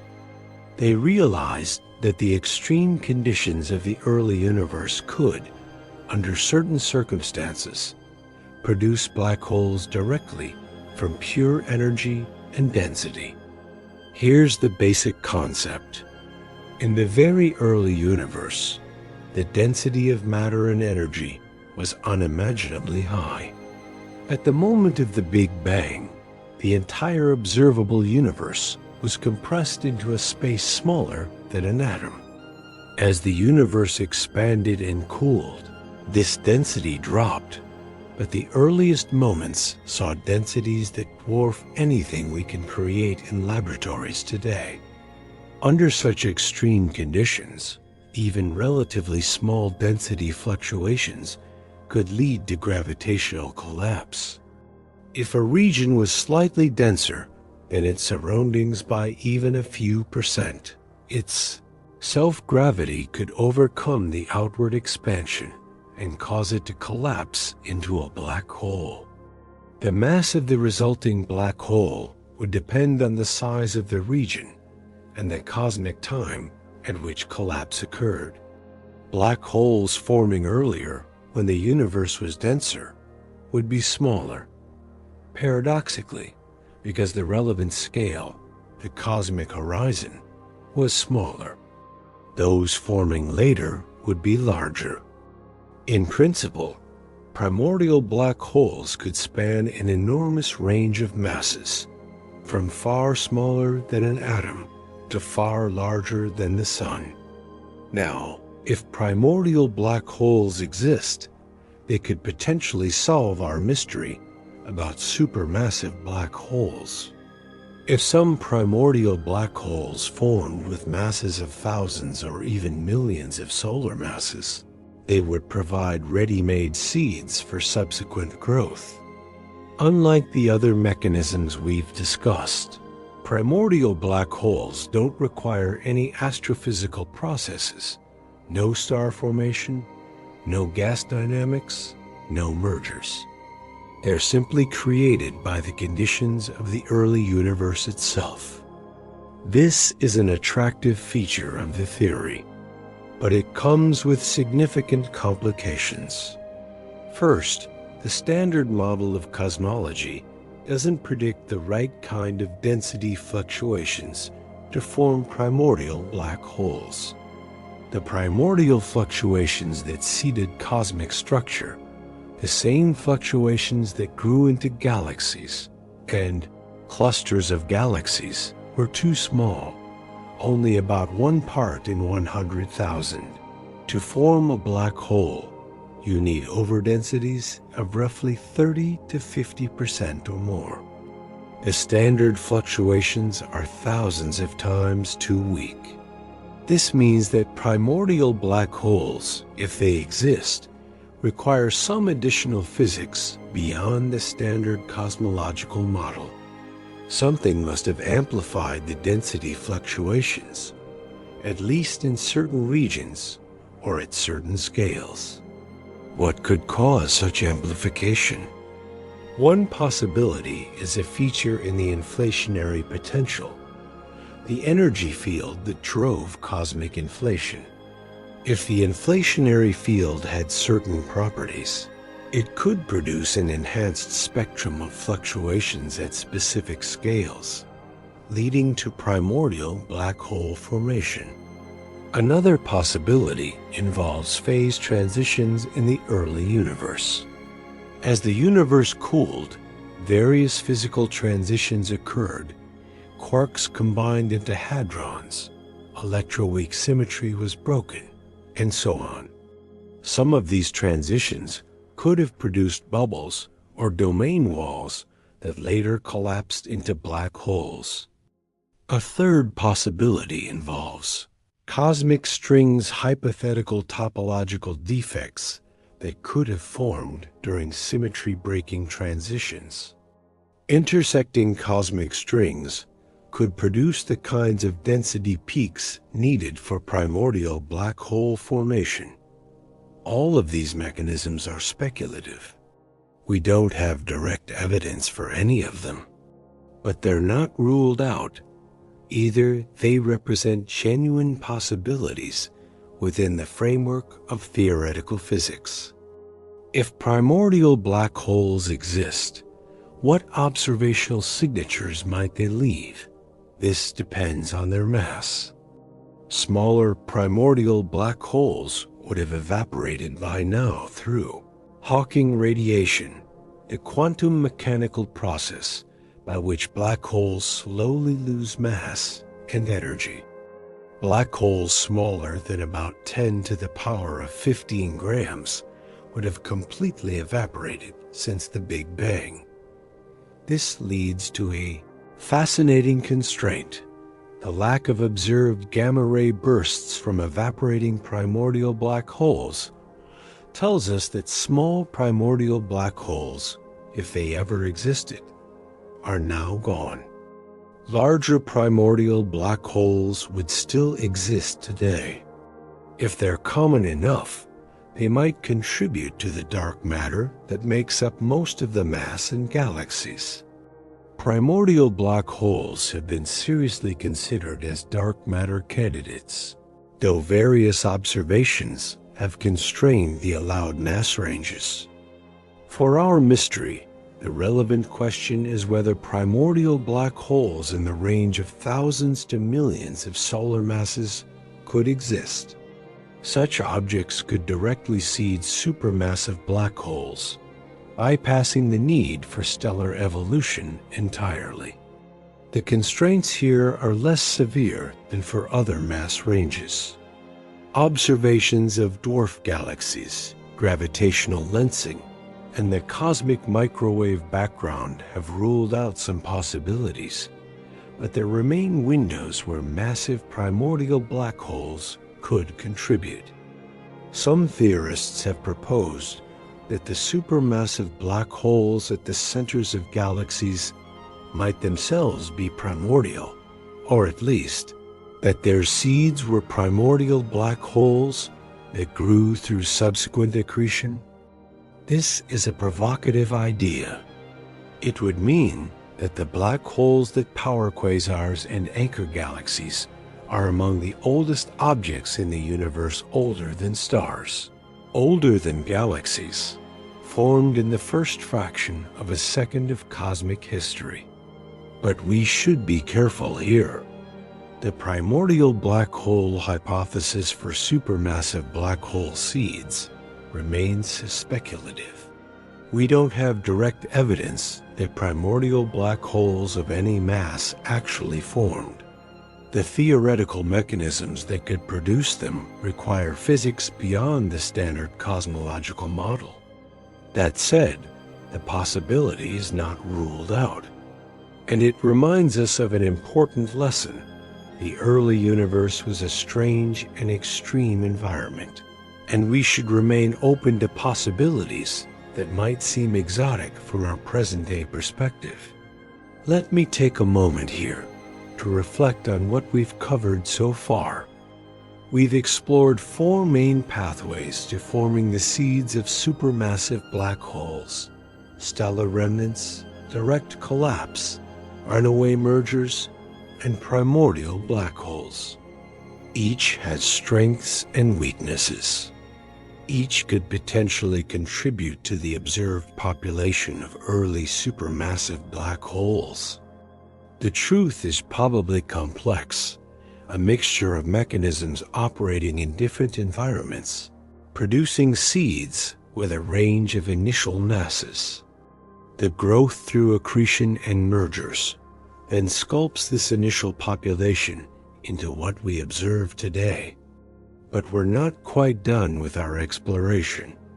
There are still some pieces of the puzzle we haven't examined. In the next chapter, we'll look at what happens after the seeds form, the physics of black hole growth, and the cosmic environments that feed these growing monsters. We've spent considerable time discussing how the seeds of supermassive black holes might have formed. But forming a seed is only the first step. To reach the billions of solar masses we observe in the most extreme quasars, these seeds must grow and grow enormously. How does a black hole eat? How does it transform from a massive seed into a supermassive monster? Let's dive into the physics of black hole growth. The basic process is straightforward in concept. Gas falls toward the black hole, attracted by its powerful gravity. As the gas approaches, It forms an accretion disk, a swirling, flattened structure wherein falling material loses angular momentum and spirals inward. But the details of this process are extraordinarily complex. The physics of accretion involves general relativity, magnetohydrodynamics, radiation transfer, and turbulence, a combination of the most challenging areas of theoretical physics. Let's start with the accretion disk. When gas approaches a black hole, it doesn't fall straight in. Conservation of angular momentum forces it into orbit. Gas parcels on slightly different orbits move at different speeds, creating friction at the boundaries. This friction, actually magnetic turbulence in real disks, causes angular momentum to be transported outward. As gas parcels lose angular momentum, they spiral inward, moving to smaller orbits. The energy released by this in spiral heats the gas. At the inner edge of the disk, closest to the black hole, temperatures can reach hundreds of millions of degrees. This hot gas radiates intensely, primarily in X-rays and extreme ultraviolet light. The accretion disk around a supermassive black hole can outshine the entire galaxy containing it. The efficiency of this process is remarkable. Roughly 10% of the rest mass energy of the accreted material is converted to radiation far more efficient than nuclear fusion. A black hole accreting at the Eddington rate converts about 10% of the infalling mass into light. But here's where the Eddington limit comes in again. All that radiation exerts pressure on the surrounding gas. If the luminosity exceeds the Eddington limit, radiation pressure overcomes gravity and infall is halted. We discussed earlier how this limit might be circumvented through geometric effects, photon trapping, thick disks, and super Eddington flows. But even with these enhancements, there are practical limits to how fast a black hole can grow. And there's another factor that often limits growth even more than radiation pressure: the supply of fuel. A black hole can only grow if there's gas available to accrete. And getting gas to the black hole isn't as simple as it might seem. Consider the scales involved. A supermassive black hole, despite containing billions of solar masses, is actually quite small compared to its host galaxy. The event horizon of a billion solar mass black hole is only about 20 astronomical units across roughly the size of Uranus's orbit around the Sun. The galaxy containing it might be 100,000 light-years in diameter. Gas must travel from galactic scales down to the event horizon, a journey spanning more than 10 orders of magnitude in distance. At each scale, different physical processes determine whether the gas continues inward or gets stuck. At the largest scales, gas must lose energy and settle toward the galaxy's center. This can happen through radiative cooling, interactions with other gas clouds, or gravitational torques during galaxy mergers. At intermediate scales, the gas must continue losing angular momentum. Without angular momentum loss, gas would simply orbit at a fixed radius forever, never reaching the black hole. At the smallest scales, the accretion disk takes over, transporting mass inward through magnetic turbulence. Each of these stages can bottleneck the flow. If gas can't cool efficiently at large scales, it remains as a hot, diffuse halo rather than flowing inward. If angular momentum transport is inefficient, gas piles up in a ring rather than accreting. If the accretion disk is disrupted by instabilities or winds, the fuel supply is cut off. This means that black hole growth is often episodic rather than continuous.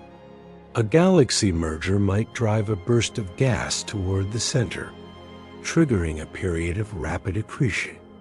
Then the fuel runs out and the black hole goes quiet. Later, another event provides fresh fuel and accretion resumes. We see evidence of this episodic behavior in the universe around us. Active galactic nuclei, the broader class of objects that includes quasars, show enormous diversity in their luminosities and properties. Some are blazing at close to the Eddington limit. Others are accreting at only a tiny fraction of their maximum rate. Our own Milky Way's central black hole, Sagittarius A*, is currently accreting at less than 1/billionth of its Eddington rate. It's essentially dormant. For early black hole growth, this episodic nature presents challenges. To grow from a seed to a supermassive black hole in less than 1 billion years requires nearly continuous accretion at high rates. There isn't time for long dormant periods.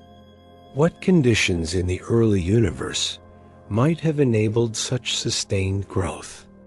The early universe was, in some ways, more favorable for black hole feeding than the present-day cosmos. Galaxies were smaller but denser. Gas fractions were higher. Most of the baryonic matter was still in gaseous form, not locked up in stars. Galaxy mergers were more frequent, occurring every few 100 million years rather than every few billion years. These conditions meant that gas was more readily available and more easily channeled toward galactic centers. Black holes in the early universe may have spent a larger fraction of their time actively accreting than their present-day counterparts. But even with favorable conditions, growing a billion solar mass black hole in 700 million years is challenging. Let's revisit the numbers with our new understanding. Suppose we start with a direct collapse seed of 100,000 solar masses, a reasonably optimistic scenario. To reach 1 billion solar masses, we need to grow by a factor of 10,000. That's about 13 to 14 doublings. At the Eddington rate, each doubling takes about 50 million years. So 14 doublings would take 700 million years, almost exactly the time available for the most distant observed quasars. This is encouraging. With a massive seed and near Eddington accretion, the numbers can work out. But there's essentially no margin for error. Any interruption in the fuel supply, any period of sub-Eddington accretion, and the growth falls short. This is why the combination of massive seeds and sustained accretion is so important. Neither alone is sufficient for the most extreme early black holes. We need both large starting masses and favorable growth conditions. And this brings us to another crucial factor in early black hole growth: the cosmic environment. Black holes don't exist in isolation. They're embedded in galaxies, which are themselves embedded in larger cosmic structures. The flow of gas into a galaxy, and ultimately onto its central black hole, depends on this larger environment. In the early universe, matter was distributed along a cosmic web of filaments and nodes. Galaxies formed at the intersections of filaments, where gas could flow in from multiple directions. The largest galaxies formed at the densest nodes, where multiple filaments converged. These high-density environments might have been especially favorable for black hole growth. Gas flowed in continuously along the filaments, providing a steady fuel supply. Galaxy mergers were frequent, driving gas toward the center. The conditions for sustained near-Eddington accretion may have been achieved. Some theoretical models suggest that the most massive, early black holes formed in these special environments, the highest density peaks in the cosmic web. This would explain why supermassive black holes are relatively rare even in the early universe. Not every galaxy had the right conditions for rapid black hole growth. This picture massive seeds in favorable environments, growing through sustained accretion, represents the current consensus for how the earliest supermassive black holes formed. But as we'll see in the next chapter, the story is still evolving. New observations are challenging some of our assumptions and opening up new possibilities. On December 25, 2021, a rocket lifted off from French Guiana, carrying the most ambitious space telescope ever built. After decades of development, delays, and budget overruns that nearly killed the project, the James Webb Space Telescope was finally on its way to its destination, a point in space 1 million miles from Earth, where it would unfold its golden mirrors and begin to transform our understanding of the cosmos. Webb was designed with several scientific goals in mind, but among the most important was peering back to the very beginning of cosmic history, seeing the first galaxies, the first stars, and yes, the first black holes. And it has not disappointed. Within its first 2 years of operation, Webb has made discoveries that have surprised, challenged, and occasionally baffled astronomers studying the early universe. Some of these discoveries have direct implications for our understanding of how the first black holes formed. Let me tell you about what we've learned. First, Webb has revealed that galaxies formed earlier and faster than many models predicted. Within the first few 100 million years after the Big Bang, the universe was already populated with galaxies smaller than present-day galaxies, certainly, but already recognizable as collections of stars organized into coherent structures. Some of these early galaxies are surprisingly massive, containing hundreds of millions to billions of solar masses in stars. This rapid assembly of stellar mass suggests that star formation in the early universe was extremely efficient, more efficient than many theoretical models had assumed. Why does this matter for black holes? Because the same conditions that enabled rapid galaxy formation might also have enabled rapid black hole formation and growth. If gas could cool and collapse efficiently enough to form stars quickly, it might also have collapsed efficiently enough to form massive black hole seeds. Second, Webb has discovered signatures of active black holes in surprisingly small early galaxies. Using spectroscopy, the technique of spreading light into its component wavelengths, astronomers have identified the telltale signs of gas being heated and excited by accreting black holes. Some of these black holes appear to be overmassive relative to their host galaxies. In the present-day universe, there's a well-established relationship between black hole mass and galaxy mass. The black hole typically contains about 0.1 to 0.2% of the galaxy's stellar mass. But in some early Webb observations, black holes appear to contain several percent of their galaxy's mass. This is strange and significant. It suggests that either black holes formed before their galaxies fully assembled, or they grew faster than their host galaxies. Either way, it challenges our understanding of how black holes and galaxies co-evolve.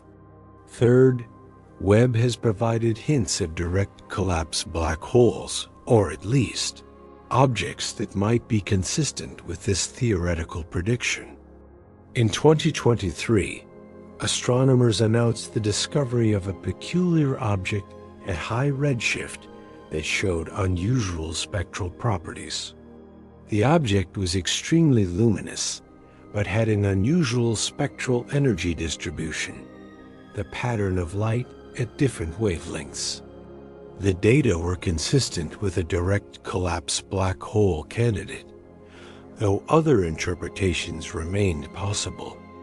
Further observations are needed to confirm or refute this identification, but the discovery illustrates Webb's power to test theoretical predictions about early black hole formation. Fourth, and perhaps most surprisingly, Webb has found evidence for supermassive black holes at even earlier times than previously known. While ground-based surveys had found quasars out to redshifts of about 7.5 corresponding to about 650 million years, after the Big Bang, Webb has pushed into previously unexplored territory. Preliminary detections suggest active black holes at redshifts of 8, 9, and possibly even beyond 10, when the universe was only 400 to 500 million years old. If confirmed, these detections would push the timeline for supermassive black hole formation to even earlier epochs, making the growth problem even more severe. How do these discoveries change our understanding of the first black holes? In some ways, they reinforce the need for the mechanisms we've discussed: massive seeds and super Eddington growth. If supermassive black holes existed even earlier than we thought, the time constraints become even tighter, and the need for unconventional formation pathways becomes even more pressing. But the Webb discoveries also suggest some new possibilities. The observation that early black holes may be overmassive relative to their galaxies hints at a different sequence of events than we typically assume.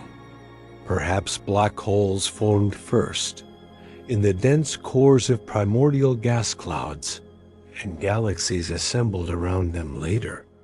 Rather than black holes growing within galaxies, galaxies may have grown around black holes. This black holes first scenario inverts our usual thinking and has interesting implications. If black holes formed before significant star formation occurred, they might have formed from pristine gas, without metal enrichment, exactly the conditions needed for direct collapse. The first black holes might have been seeds around which the first galaxies nucleated. There's another intriguing possibility raised by Webb observations: the role of mergers in early black hole growth. Webb has revealed that galaxy mergers were extraordinarily common in the early universe. Galaxies weren't isolated islands, they were constantly interacting, colliding, and merging with their neighbors. These chaotic conditions might have been ideal for black hole growth. During a galaxy merger, gas is torqued and driven toward the center of the merged system. Black holes from the two merging galaxies are brought together. The result is both rapid accretion and black hole mergers, a double boost to black hole growth. Some researchers have proposed that the earliest supermassive black holes grew primarily through a series of mergers rather than continuous accretion. In this picture, Many moderate-sized black holes formed through direct collapse or stellar evolution merge together to form the supermassive monsters we observe. This merger-dominated growth scenario has some attractive features. It doesn't require sustained super-Eddington accretion, which is difficult to maintain. It naturally produces the most massive black holes in the densest environments, where mergers are most frequent. And it's consistent with the chaotic, merger-rich conditions revealed by Webb. But there are challenges too. Black hole mergers, as we discussed earlier, don't happen instantly. The process of bringing two black holes together after a galaxy merger through dynamical friction and hardening takes time. Can this process happen quickly enough in the early universe? The jury is still out. Simulations suggest that in the gas-rich, dense conditions of early galaxies, the merger timescale might be shorter than in present-day galaxies. But the details remain uncertain. What's clear is that Webb is transforming our understanding of the early universe, including our understanding of how the first black holes formed. Each new observation adds pieces to the puzzle, sometimes confirming our theories and sometimes challenging them. The telescope is still early in its mission, with years of observations ahead. I expect that by the time Webb completes its work, our picture of early black hole formation will look quite different from what we have today. But that's how science works. We build theories based on the best available evidence, make predictions, test them against new observations, and revise our understanding accordingly. It's a process of continual refinement, slowly converging toward the truth.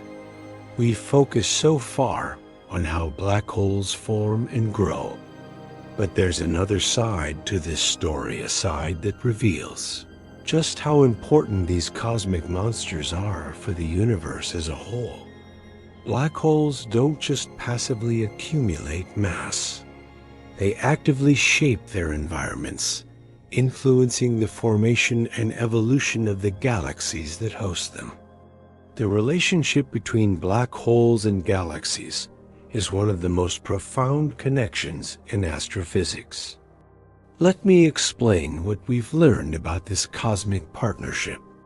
In the present-day universe, astronomers have discovered tight correlations between the masses of supermassive black holes and the properties of their host galaxies.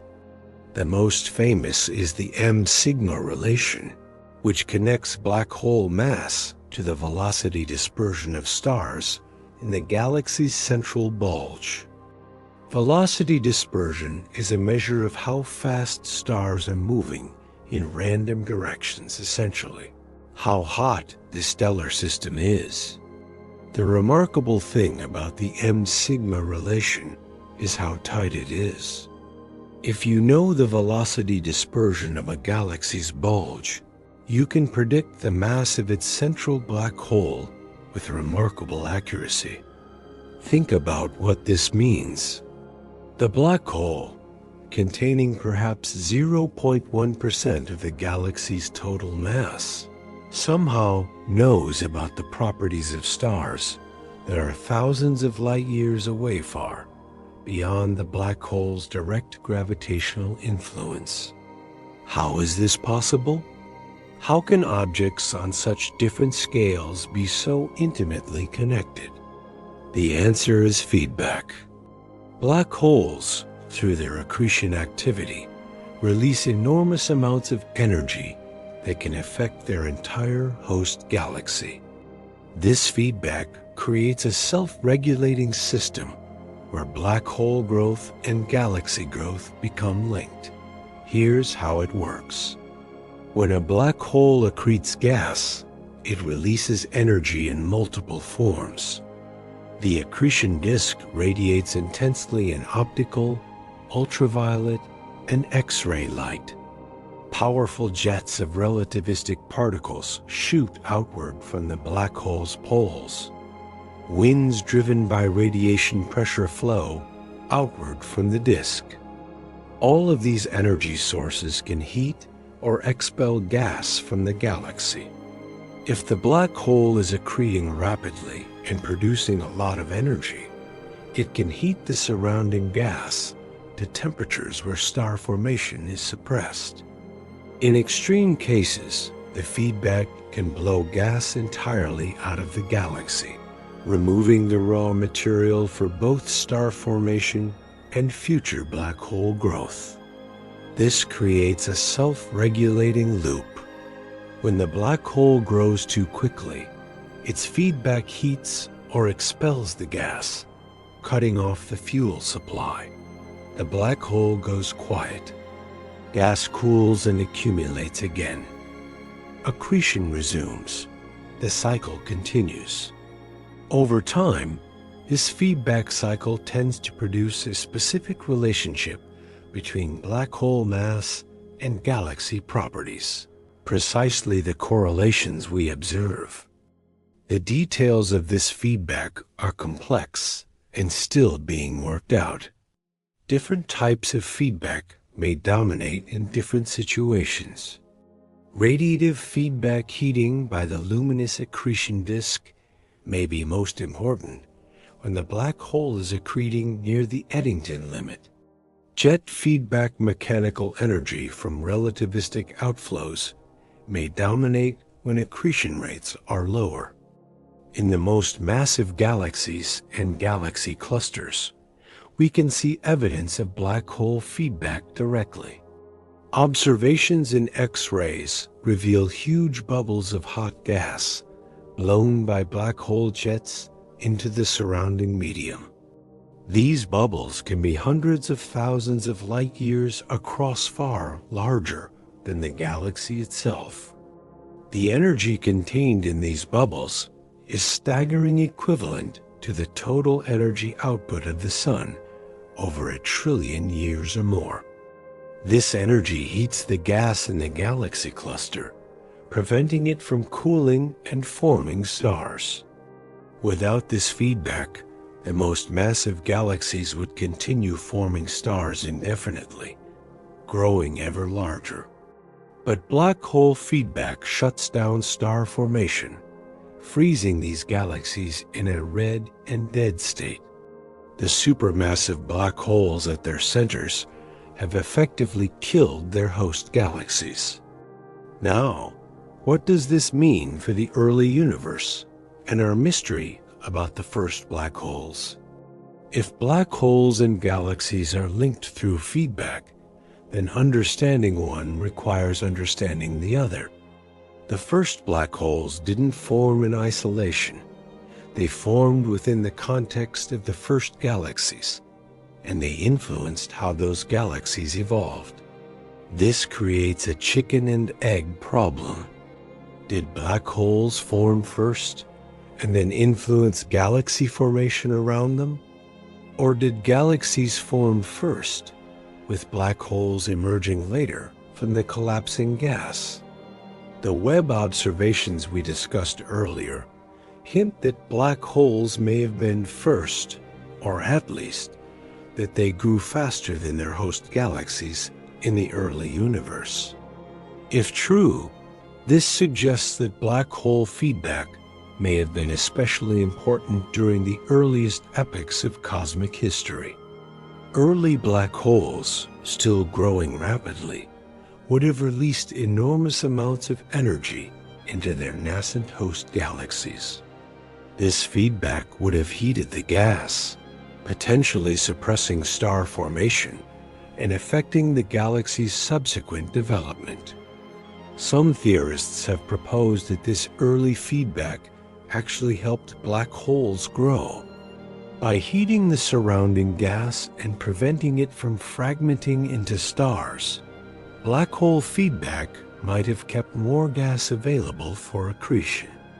The feedback becomes positive rather than negative, enhancing black hole growth rather than suppressing it. This is a speculative but intriguing idea. It suggests that the relationship between black holes and galaxies may have been different in the early universe than it is today, perhaps more symbiotic, with black holes actively creating the conditions for their own growth.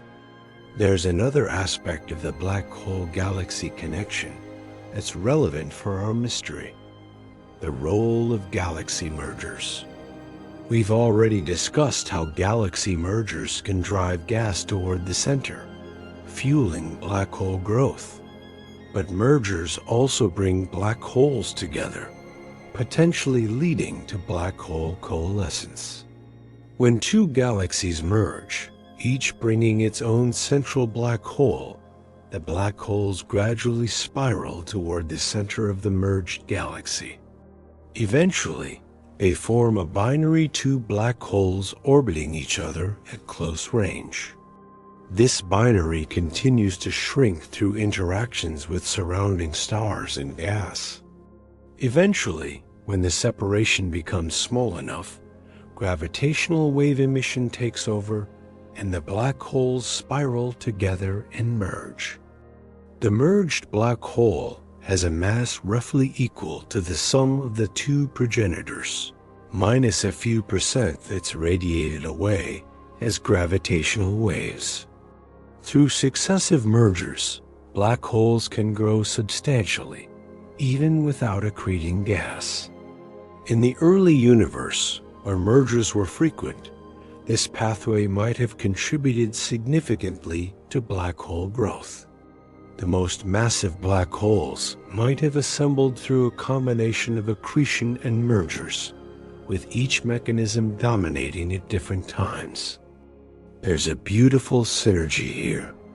Mergers drive gas toward black holes, fueling accretion. Mergers also bring black holes together, enabling coalescence. The same cosmic events boost growth through both channels.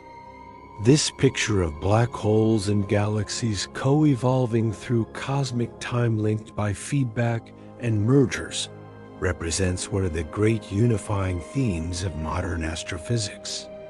It connects the smallest scales, the event horizon of a black hole, with the largest, the cosmic web of galaxies and clusters. It bridges different observational approaches: optical, X-ray, radio, and gravitational waves. And it reminds us that the black holes we observe today, including the supermassive monsters at the centers of galaxies, are not isolated phenomena. They're integral parts of cosmic structure shaping and shaped by the galaxies that host them.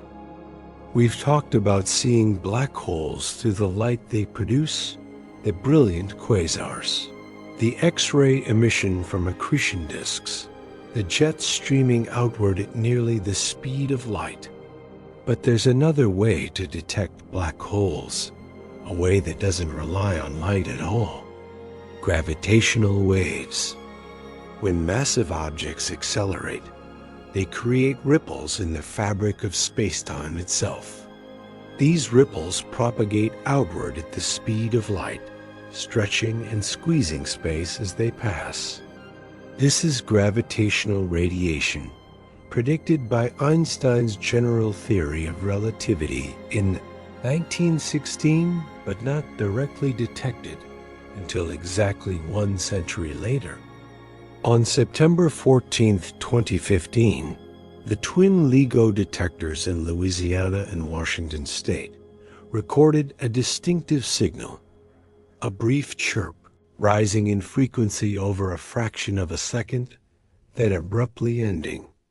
This was the gravitational wave signature of two black holes spiraling together and merging, the first direct detection of gravitational waves. Since that historic detection, LIGO and its partner detector Virgo have observed dozens of black hole mergers. These have been stellar mass black holes, objects with masses ranging from a few to a few tens of solar masses, the remnants of massive stars. But the gravitational wave detection of supermassive black hole mergers requires a different approach.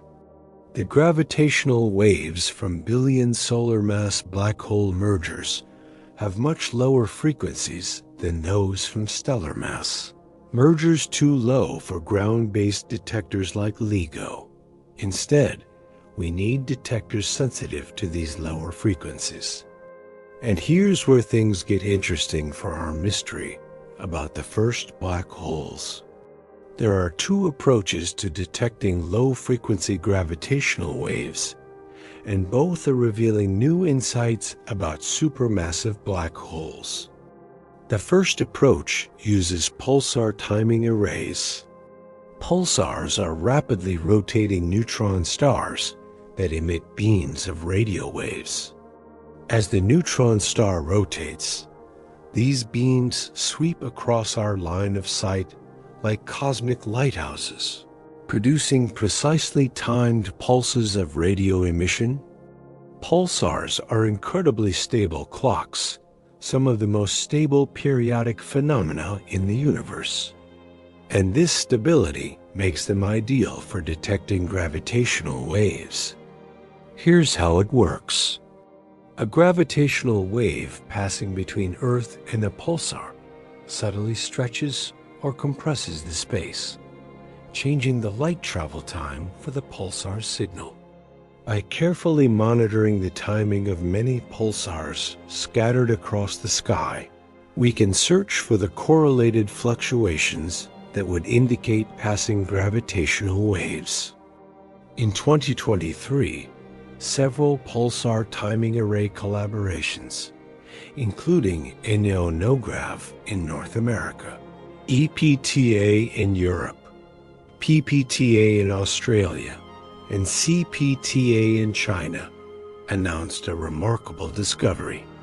They had detected evidence for a gravitational wave background, a cosmic hum of gravitational radiation permeating the universe.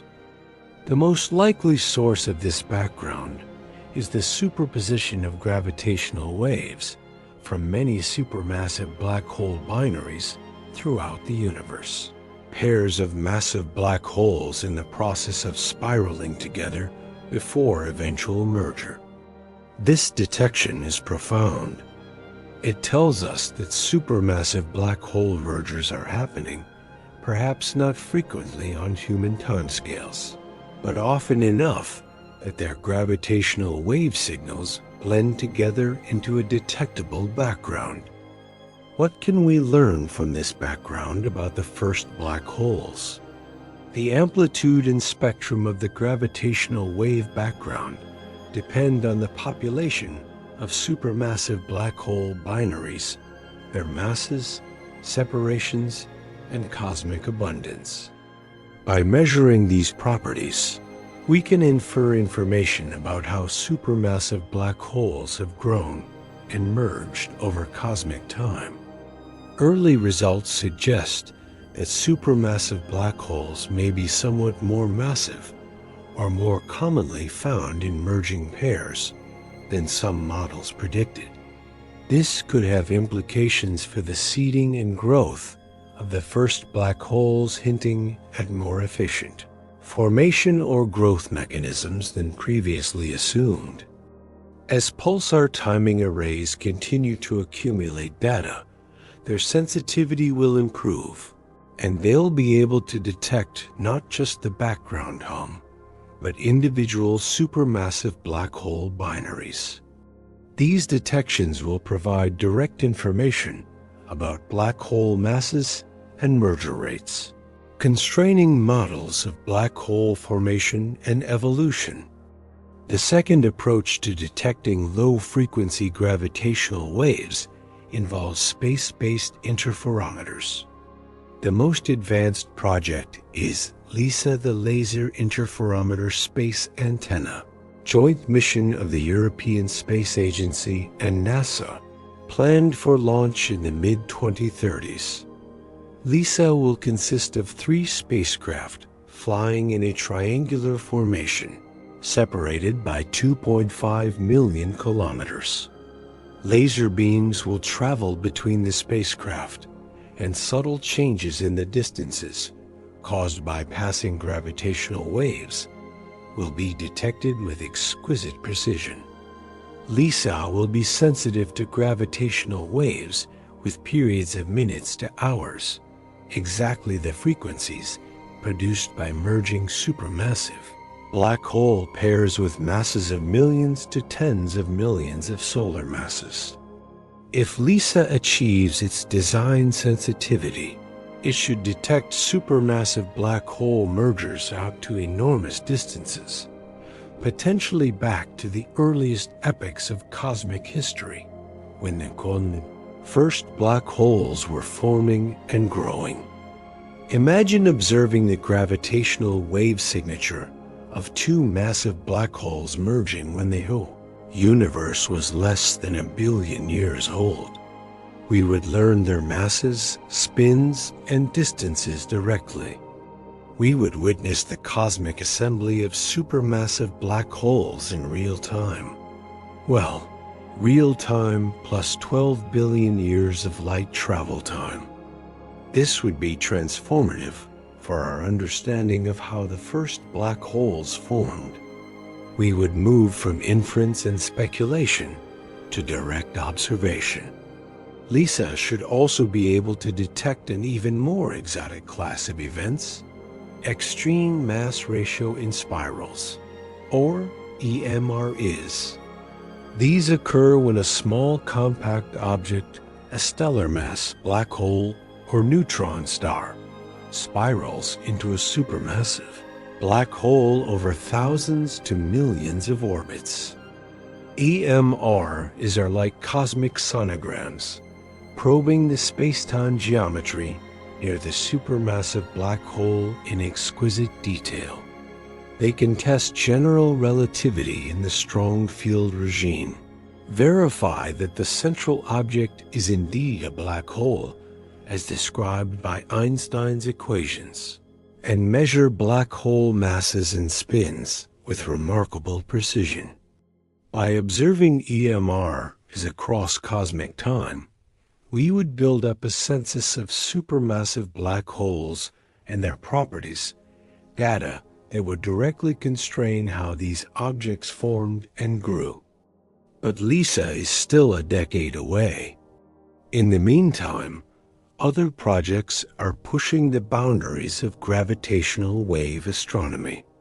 The Einstein Telescope and Cosmic Explorer are next-generation ground-based detectors, planned for the 2030s, that will be far more sensitive than current instruments. While focused on higher frequency sources, they'll detect stellar mass black hole mergers across much of the observable universe, providing information about the population of stellar mass black holes throughout cosmic history. This matters for our mystery because stellar mass black holes are one of the candidate seeds for supermassive black holes. By understanding the population of stellar mass black holes, their masses, spins, and formation rates, we can strain models of how they might grow into larger objects. There's another exciting development on the horizon: multi-messenger astronomy. This approach combines gravitational wave observations with electromagnetic observations, light at various wavelengths, to build a more complete picture of cosmic events. When two neutron stars merged in 2017, LIGO detected the gravitational waves, while telescopes around the world observed the accompanying explosion. This event, designated GW170817, was the first multi-messenger detection of a cosmic event and opened a new era in astronomy. For supermassive black hole mergers, we might hope for similar multi-messenger observations. If the merging black holes are surrounded by gas, The merger could produce electromagnetic signatures, perhaps a flare as the disrupted accretion disk rearranges itself, or jets launched by the newly merged black hole. Combining gravitational wave and electromagnetic observations would provide unprecedented detail about these events, their masses, environments, and physical processes. The era of gravitational wave astronomy is just beginning. Over the coming decades, as new detectors come online and observational techniques improve, we'll build an increasingly detailed picture of black holes across cosmic time, from the stellar mass remnants of dead stars to the supermassive monsters that anchor galaxies. And somewhere in that picture, we'll find the answer to our mystery. We'll understand how the first black holes formed, how they grew so massive so quickly, and how they shaped the universe we observe today. We've journeyed through the formation of the first black holes, the physics of their growth, and the observations that reveal their presence in the distant universe. But I want to take a step back now and consider what these cosmic objects tell us about something even more fundamental: the nature of reality itself. Black holes are not just astronomical curiosities. They're laboratories for extreme physics, windows into aspects of the universe that we can't access any other way. The mysteries they present challenge our deepest understanding of space, time, and the nature of existence. Let me share with you some of the profound questions that black holes raise. The first concerns the nature of space-time itself. At the center of every black hole, according to our best theory, general relativity, lies a singularity, a point where matter is compressed to infinite density and space-time curvature becomes infinite, a point where our mathematical description of reality breaks down completely. This is deeply unsatisfying. Physicists are uncomfortable with infinities. They usually signal that our theory is incomplete, that we're missing something important. The singularity at a black hole's center is hidden behind the event horizon, inaccessible to outside observers. This cosmic censorship, as Roger Penrose called it, protects us from having to confront the singularity directly. But the singularity is still there, lurking at the heart of every black hole, a reminder that our understanding is incomplete. What replaces the singularity in a more complete theory? This is one of the great open questions in physics. Most researchers believe that quantum effects become important near the singularity, preventing the formation of a true infinitely dense point. But we don't have a working theory of quantum gravity that could describe what actually happens. Some possibilities: the singularity might be replaced by a quantum fuzzball with a finite size. The black hole interior might connect to another region of space-time, perhaps another universe, through a wormhole. Space and time might lose their usual meaning near the center, replaced by something more fundamental that we don't yet understand. The first black holes, the ones that formed in the early universe, have been contemplating these mysteries for 13 billion years. Every event that crosses their horizons, every photon, every atom, every bit of information has traveled to the unknown region inside, encountering whatever replaces the classical singularity. The second profound question concerns information. In quantum mechanics, information is never truly destroyed. A physical process can scramble information, making it practically impossible to recover, but the information itself always exists in principle. But black holes seem to violate this rule. When matter falls into a black hole, it crosses the event horizon and is lost to the outside universe. Yet Stephen Hawking showed in the 1970s that black holes slowly evaporate through a quantum mechanical process now called Hawking radiation. This radiation appears to be thermal random, carrying no information about what fell into the black hole.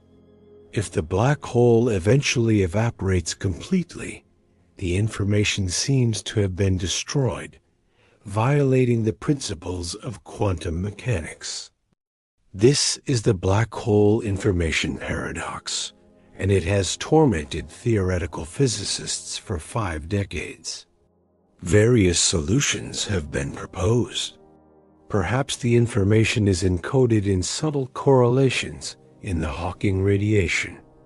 Perhaps the black hole leaves behind a remnant that stores the information. Perhaps our understanding of black hole interiors is fundamentally wrong, and the information never truly enters the black hole. Recent work, building on ideas from string theory and quantum information theory, suggests that the information does escape in the Hawking radiation, encoded in a highly scrambled form. The calculation involves exotic concepts like entanglement entropy and quantum extremal, surfaces mathematical tools that hint at a deeper structure underlying spacetime itself.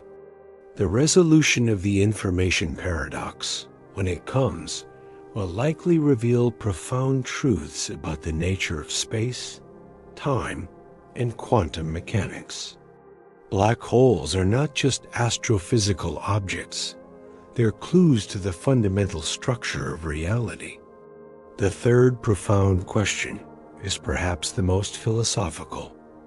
What is the relationship between black holes and the arrow of time? Thermodynamics tells us that entropy disorder, randomness, always increases in a closed system. This is why time has a direction, why the past is different from the future, why we remember yesterday but not tomorrow. Black holes have thermodynamic properties. They have temperature, Hawking temperature, and entropy, Bekenstein-Hawking entropy. In fact, black holes have more entropy than any other object of the same size. They are the most disordered objects in the universe. When matter falls into a black hole, the black hole's entropy increases. This is consistent with the second law of thermodynamics. The total entropy of the universe increases, as it should. But here's what's strange. The entropy of a black hole is proportional to its surface area, or the area of its event horizon, not its volume. This is weird. For ordinary objects, entropy is proportional to volume. What's special about black holes that makes their entropy scale with area? This observation, first made by Jacob Bekenstein in the 1970s, hints at something profound about the nature of space. It suggests that the information content of a region of space is determined by its boundary, not its interior. This idea has evolved into the holographic principle, the proposal that our three-dimensional universe is in some sense encoded on a two-dimensional surface. If the holographic principle is correct, the universe is like a hologram, a three-dimensional image created by information stored on a two-dimensional surface. Black holes, with their area proportional entropy, are the clearest windows into this strange possibility. The first black holes formed in the early universe are, in a sense, probing these fundamental questions. Their existence, their growth, their eventual evaporation. All of these processes involve physics at the boundary between quantum mechanics and gravity, the regime where our current understanding breaks down. By studying how the first black holes formed and evolved, we're not just learning about cosmic history. We're gathering clues about the deepest nature of reality. There's one more philosophical point I want to make. Black holes represent the ultimate fate of matter, the end point of gravitational collapse from which there is no return. In a universe that will eventually expand forever, cooling and dimming, black holes will be among the last structures to persist.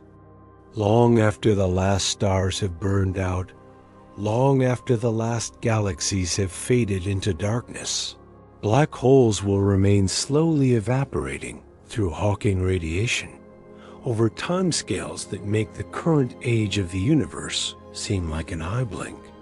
The first black holes that formed after the Big Bang will be among the last objects to disappear. They witnessed the birth of the first stars, the assembly of the first galaxies, the emergence of life, somewhere, we hope, and they will witness the ultimate fate of the cosmos. They are the universe's most patient observers, and they hold secrets we are only beginning to understand. We've traveled a long road together. We've journeyed from the first moments after the Big Bang to the cutting edge of modern astrophysics. We've explored the formation of the first stars, the death of those stars as black holes, the exotic mechanisms that might create massive seeds, and the observations that reveal supermassive black holes at the edge of cosmic time. Now, let's put it all together. Let's construct our best current understanding of how the first black holes formed and why they grew so massive so quickly. The story begins in darkness. After the cosmic microwave background was released, some 380,000 years after the Big Bang, the universe entered a period we call the Cosmic Dark Ages. There were no sources of light anywhere, just vast, diffuse clouds of hydrogen and helium, slowly being gathered by gravity into ever denser structures. Within these clouds, tiny fluctuations, the remnants of quantum processes during inflation, now amplified by billions of years of gravitational growth, created regions of slightly higher density. In these regions, gravity had a bit more to work with. Gas fell inward, accumulating at the centers of what would become the first proto-galaxies. As the gas accumulated, it heated up, but without heavy elements, it couldn't cool efficiently. The main cooling mechanism was molecular hydrogen, which allowed the gas to reach temperatures of a few hundred degrees above absolute zero. Still hot by our standards, but cool enough for gravity to overcome thermal pressure. At the centers of the densest clumps, the gas became dense enough to fragment, and the first stars ignited.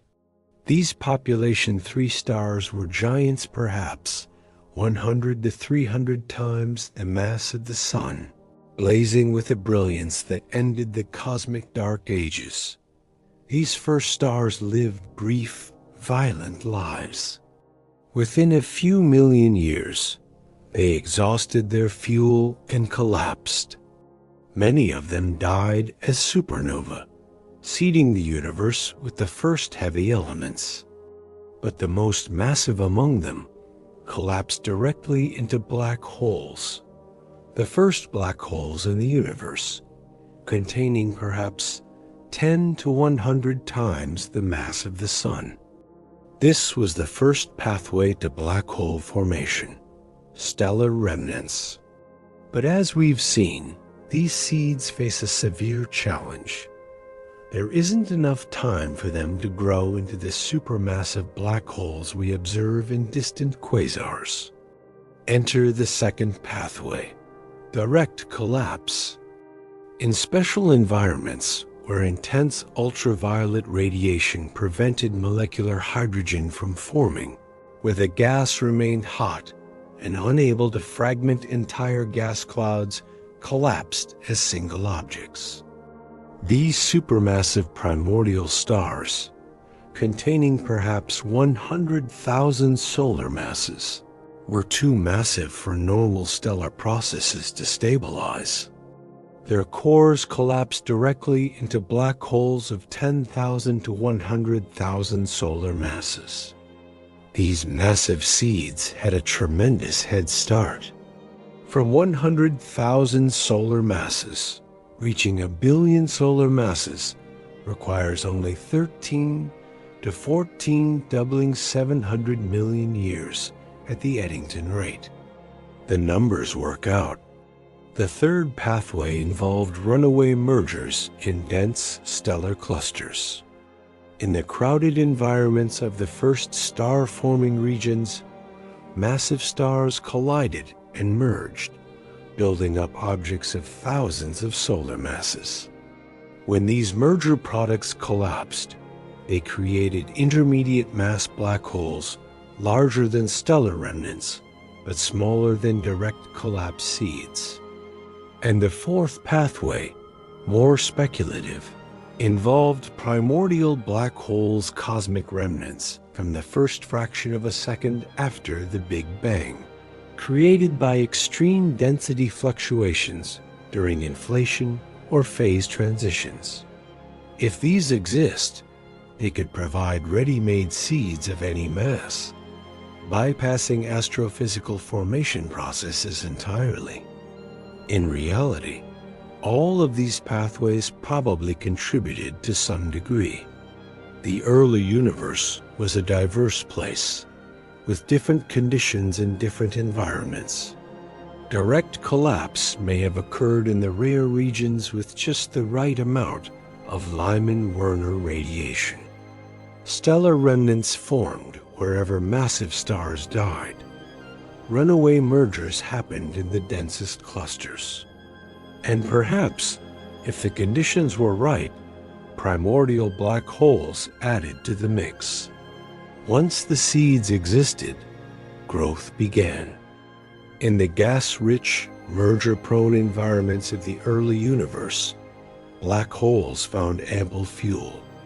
Gas flowed inward from the cosmic web, channeled by gravity toward the dense centers of protogalaxies.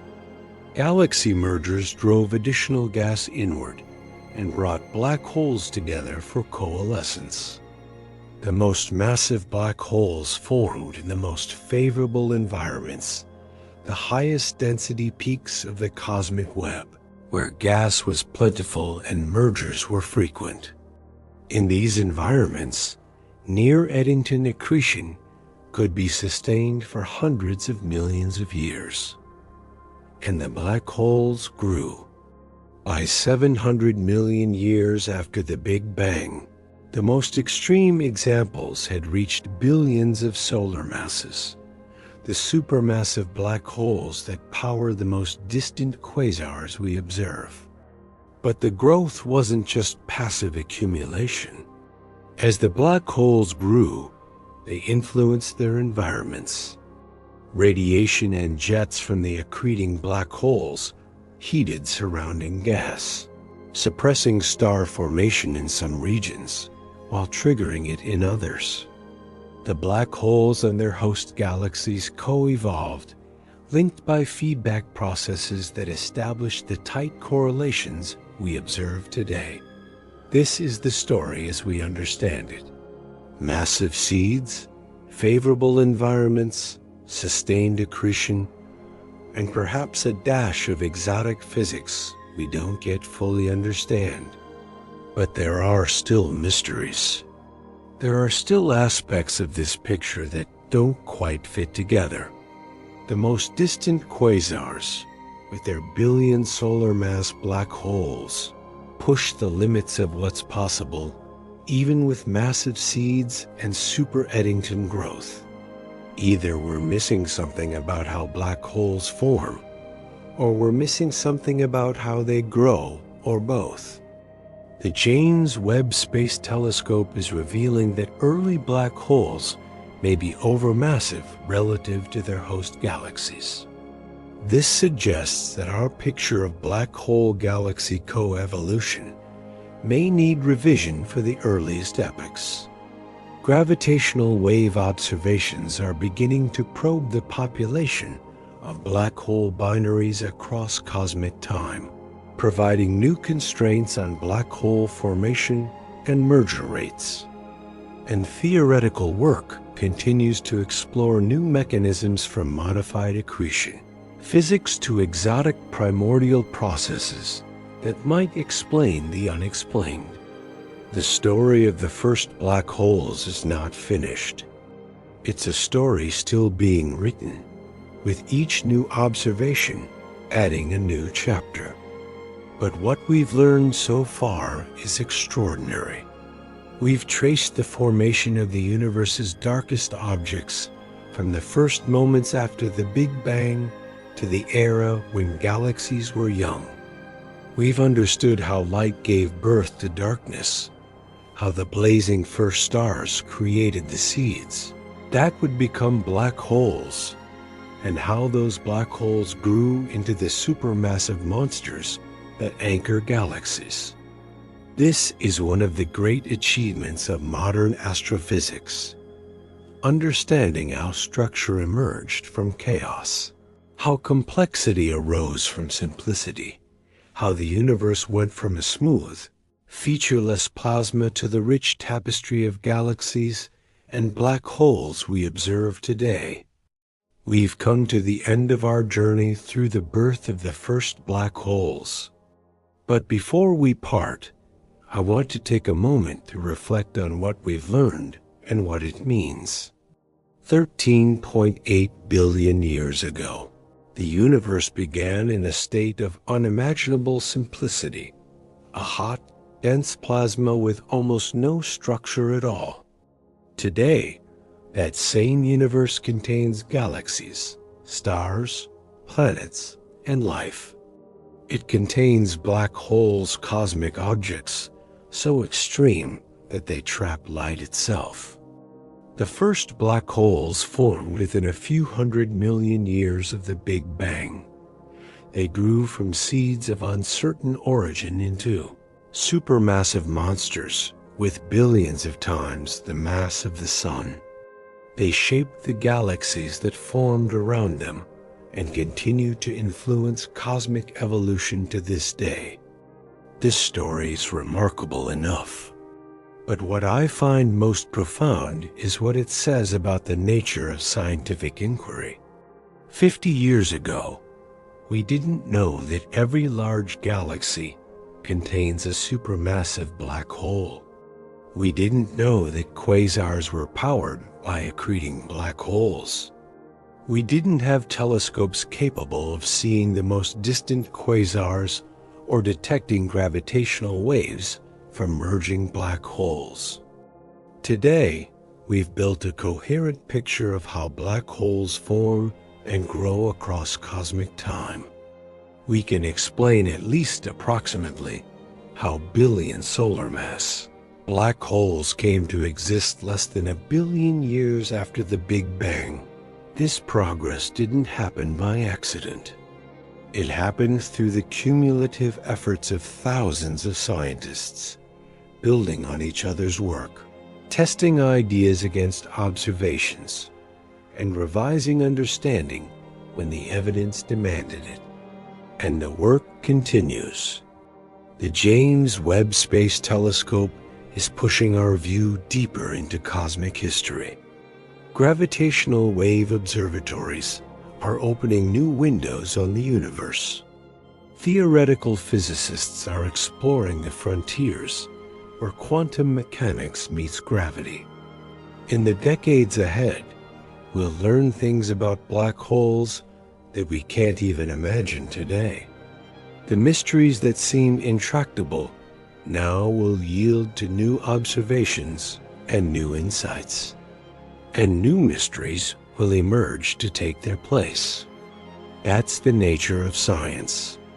It's not a fixed body of knowledge, but a living process of discovery. Every answer raises new questions. Every solved mystery reveals deeper mysteries beneath.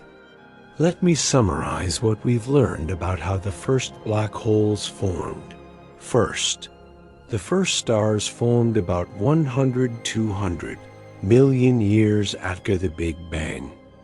These population 3 stars were massive giants, and many of them died as black holes with 10 to 100 solar masses. Second, stellar remnants alone can't explain the supermassive black holes we see in distant quasars. There wasn't enough time for them to grow from tens of solar masses to billions. Third, alternative seeding mechanisms, particularly direct collapse of primordial gas clouds, could create massive seeds of 10,000 to 100,000 solar masses. These seeds have a head start that makes subsequent growth feasible. Fourth, other mechanisms including runaway stellar mergers and perhaps primordial black holes may also contribute to the seed population. Fifth, growth occurred through accretion and mergers in the gas-rich, merger-prone environments of the early universe.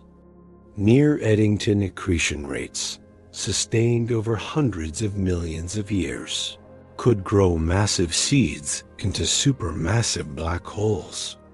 Sixth, black holes and their host galaxies co-evolved, with feedback from accreting black holes shaping galaxy evolution and establishing the correlations we observe today. Seventh, new observations from James Webb, gravitational wave detectors, and future instruments are refining and challenging our understanding, and the story continues to unfold. Now, I want to hear from you. What aspect of this story do you find most fascinating? What questions remain for you? What do you think the next great discovery about black holes will be? Leave your thoughts in the comments below. I read every comment, and I love hearing from fellow explorers of the cosmos. If you've made it this far, thank you. Thank you for your curiosity, your patience, and your willingness to journey with me through some of the most challenging concepts in astrophysics. It's a privilege to share these ideas with you. If you enjoyed this exploration, please subscribe to the channel and hit that notification bell so you don't miss future deep dives into the mysteries of the universe.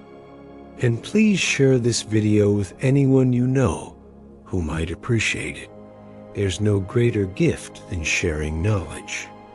The universe is vast beyond comprehension, mysterious beyond our current understanding, and beautiful beyond words. Black holes, those cosmic prisons from which nothing escapes, are among its most extreme and fascinating creations. The first black holes formed in the darkness of cosmic dawn, when the universe was young and the first light was just beginning to shine.